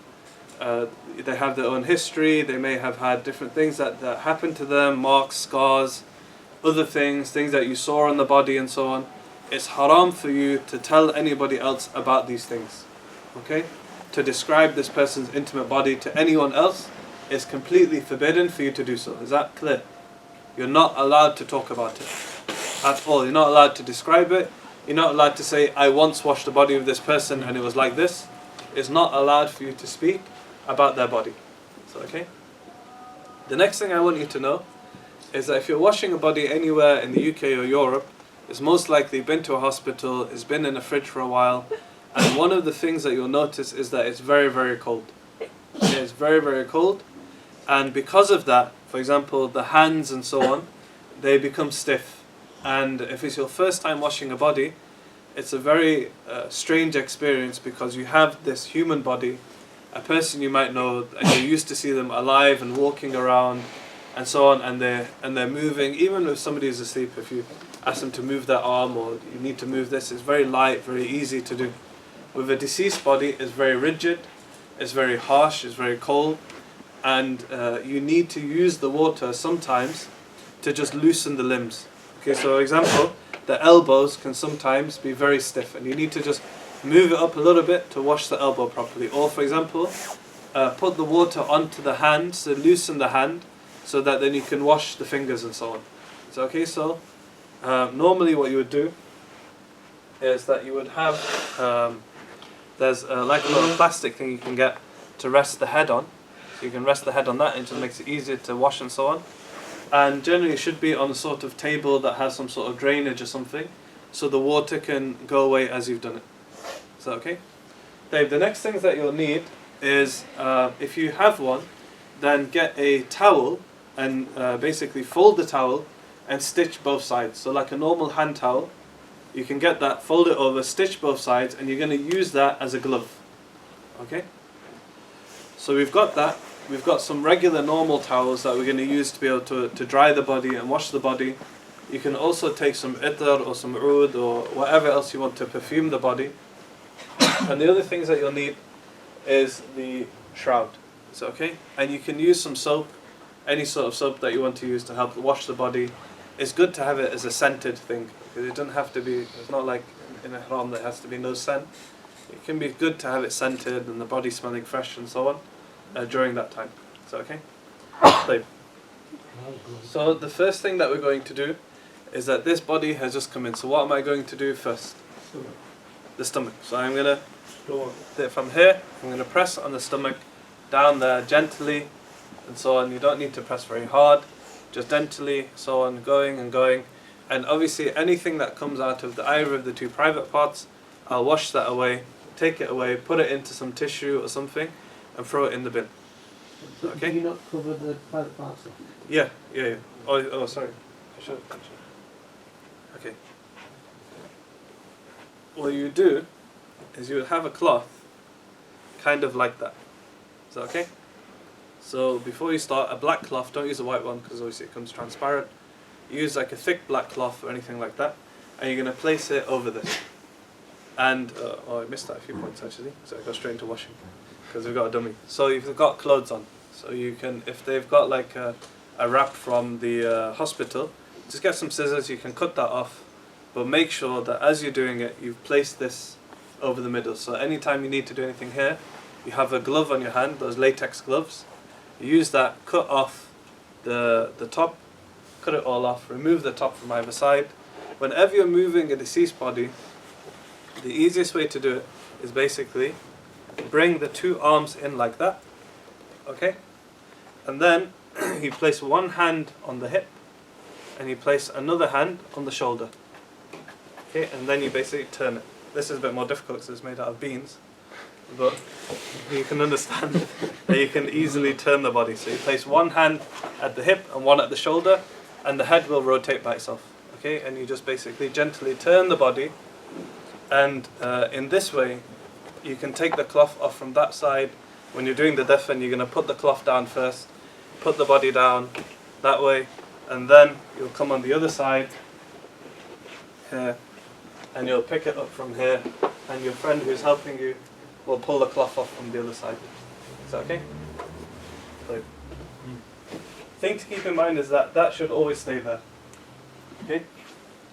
So now we've pressed on the stomach, we've checked that there's any dirt, just put your hand under a check, clean it all away.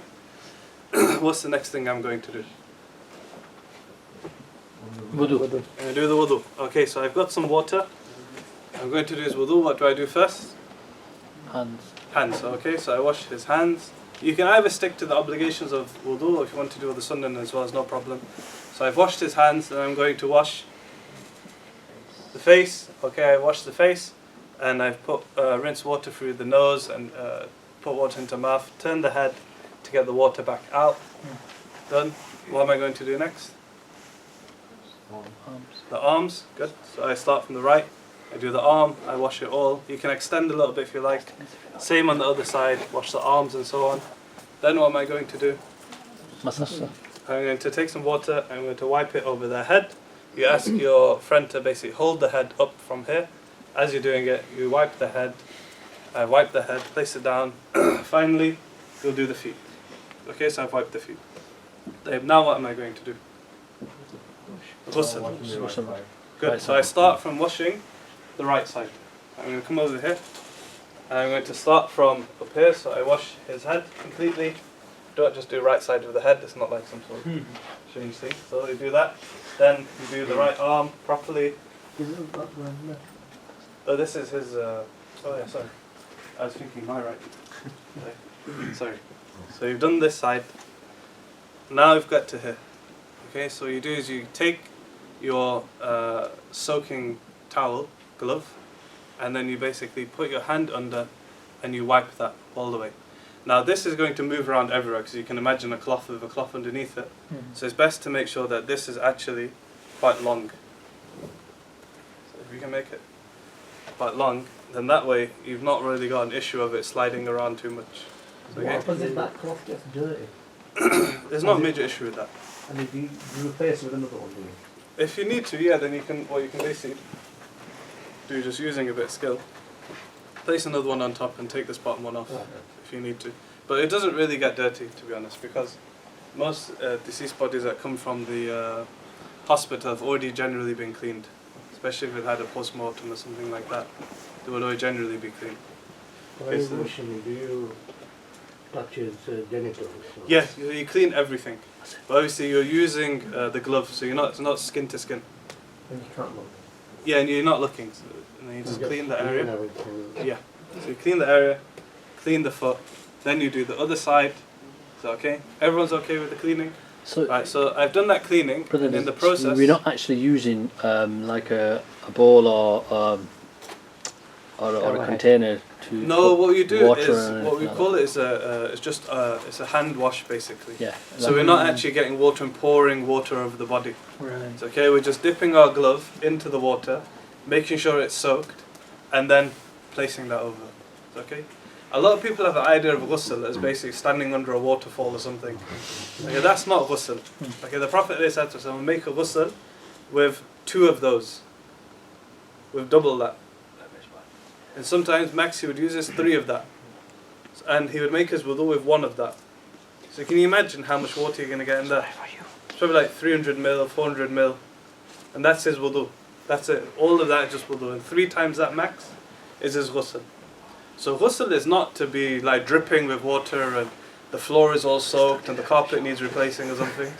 Okay, that's not ghusl. Ghusl is that enough that just some drops of water fall off the body.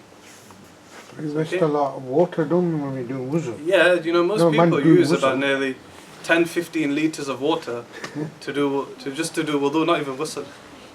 And the Prophet ﷺ would max use 1 litre to do ghusl. Just to give you an idea, you know when we use the bathroom, most toilets when they flush, they use a minimum of 6 litres of water with every flush. Right? And the Prophet ﷺ would use 1 litre max for his ghusl. So you don't need to use a lot of water. Is that okay? So we've done that. Now comes the more complicated bit of shrouding the body. Okay, so imagine we've got 3 cloths. I'm going to open this up completely. Okay, so ideally this should be about double its current length. Is okay? About current is good. Double is good. So what I do is, if you come up here. So I just want you to take that. Go on this side. Stand on that side. Okay. Take from here actually. Take from here. Okay. So what you do is basically bunch up as much of this cloth into the middle as you can. And what I'm going to do is I'm going to move the body over. Okay? And you're going to push that underneath. Push as much underneath as you can. There. Now I'm going to place it back down. And we mean you come on that side. Now when I lift it up, basically, you should be able to grab the rest of it and pull it through. So, just like that. And then, what we can do at this point is either we can tie the 2 arms together now. So we can cut a piece of this cloth off, put it underneath as we did before, tie up the arms, tie up the 2 legs, and also you can take a cloth, basically wrap it around from under the jaw over the top of the head to keep the jaw closed. Is that okay? So you can do both of those, or all 3, sorry. There. Now he's wrapped up like that. For a bit too much. You basically fold up these like that, and obviously if this is longer, then the head to the toes is going to be covered. We then take some string, we wrap that and tie it. We tie it here, and then we do the same process with the second one and then the third one. So okay, the main technique that you'll need to learn is basically always from the shoulder and the hip. It's the easiest way to rotate the body. So okay, it takes least effort. The face, you have to cover the face. Yes, what we do is with this, is we basically wrap it around like that. So, okay, and we can fold it in there and fold it in there to make sure that the face is uncovered. So, okay. Is that when you bury it as well? Yeah, so when it's buried, either you can have the face uncovered or you can cover the face. So, okay. Which is the Islamic way. Both there's difference of opinions, so I just want to leave it as flexible as possible. So, okay, it's allowed if somebody, if they want to, basically at this point cover that up, right, and tie it so that it's covered, and then when they get in the grave, if they want to uncover it because they have a different fifth position, then they can undo those ties and basically uncover the face. Okay? Yeah. So you do that 3 times. The body is then prepared. You'll scent it, put itar over it, and so on, and then you'll need probably 3 people. About 4 people. 1 either side. Lift the head and the arm. You'll lift the waist and the knee, and so on. And people will basically then pick up the body and then take it to wherever it's going to go. Or you can then lift it up, place it in the coffin, and after that, you'll take it for burial. With the cloth in the middle across the waist and just leave that. That's for women. So yeah, that cloth. What you can do is once you've done this part, you can basically take that out. Yeah. So if it's covered properly, then you can take that out. So okay, well, if you want, you can just leave it. Does that make sense? So it's not very difficult. The main thing to remember is to hold one hand from this side at the waist and the other one at the shoulder, and then just rotate the body. Okay, any final questions? No? Good. Now, download that file offline. If you didn't get it already, just go on Affirming Foundations on Facebook, and the link's on there. So put the link on the mosque Facebook as well. You shared it as well. Yeah, So get it off the mosque's Facebook page or any other Facebook page, inshallah. Sallallahu alaihi wa sallam. Muhammad wa alihi wa sahbihi wa sallam. Jazakallah.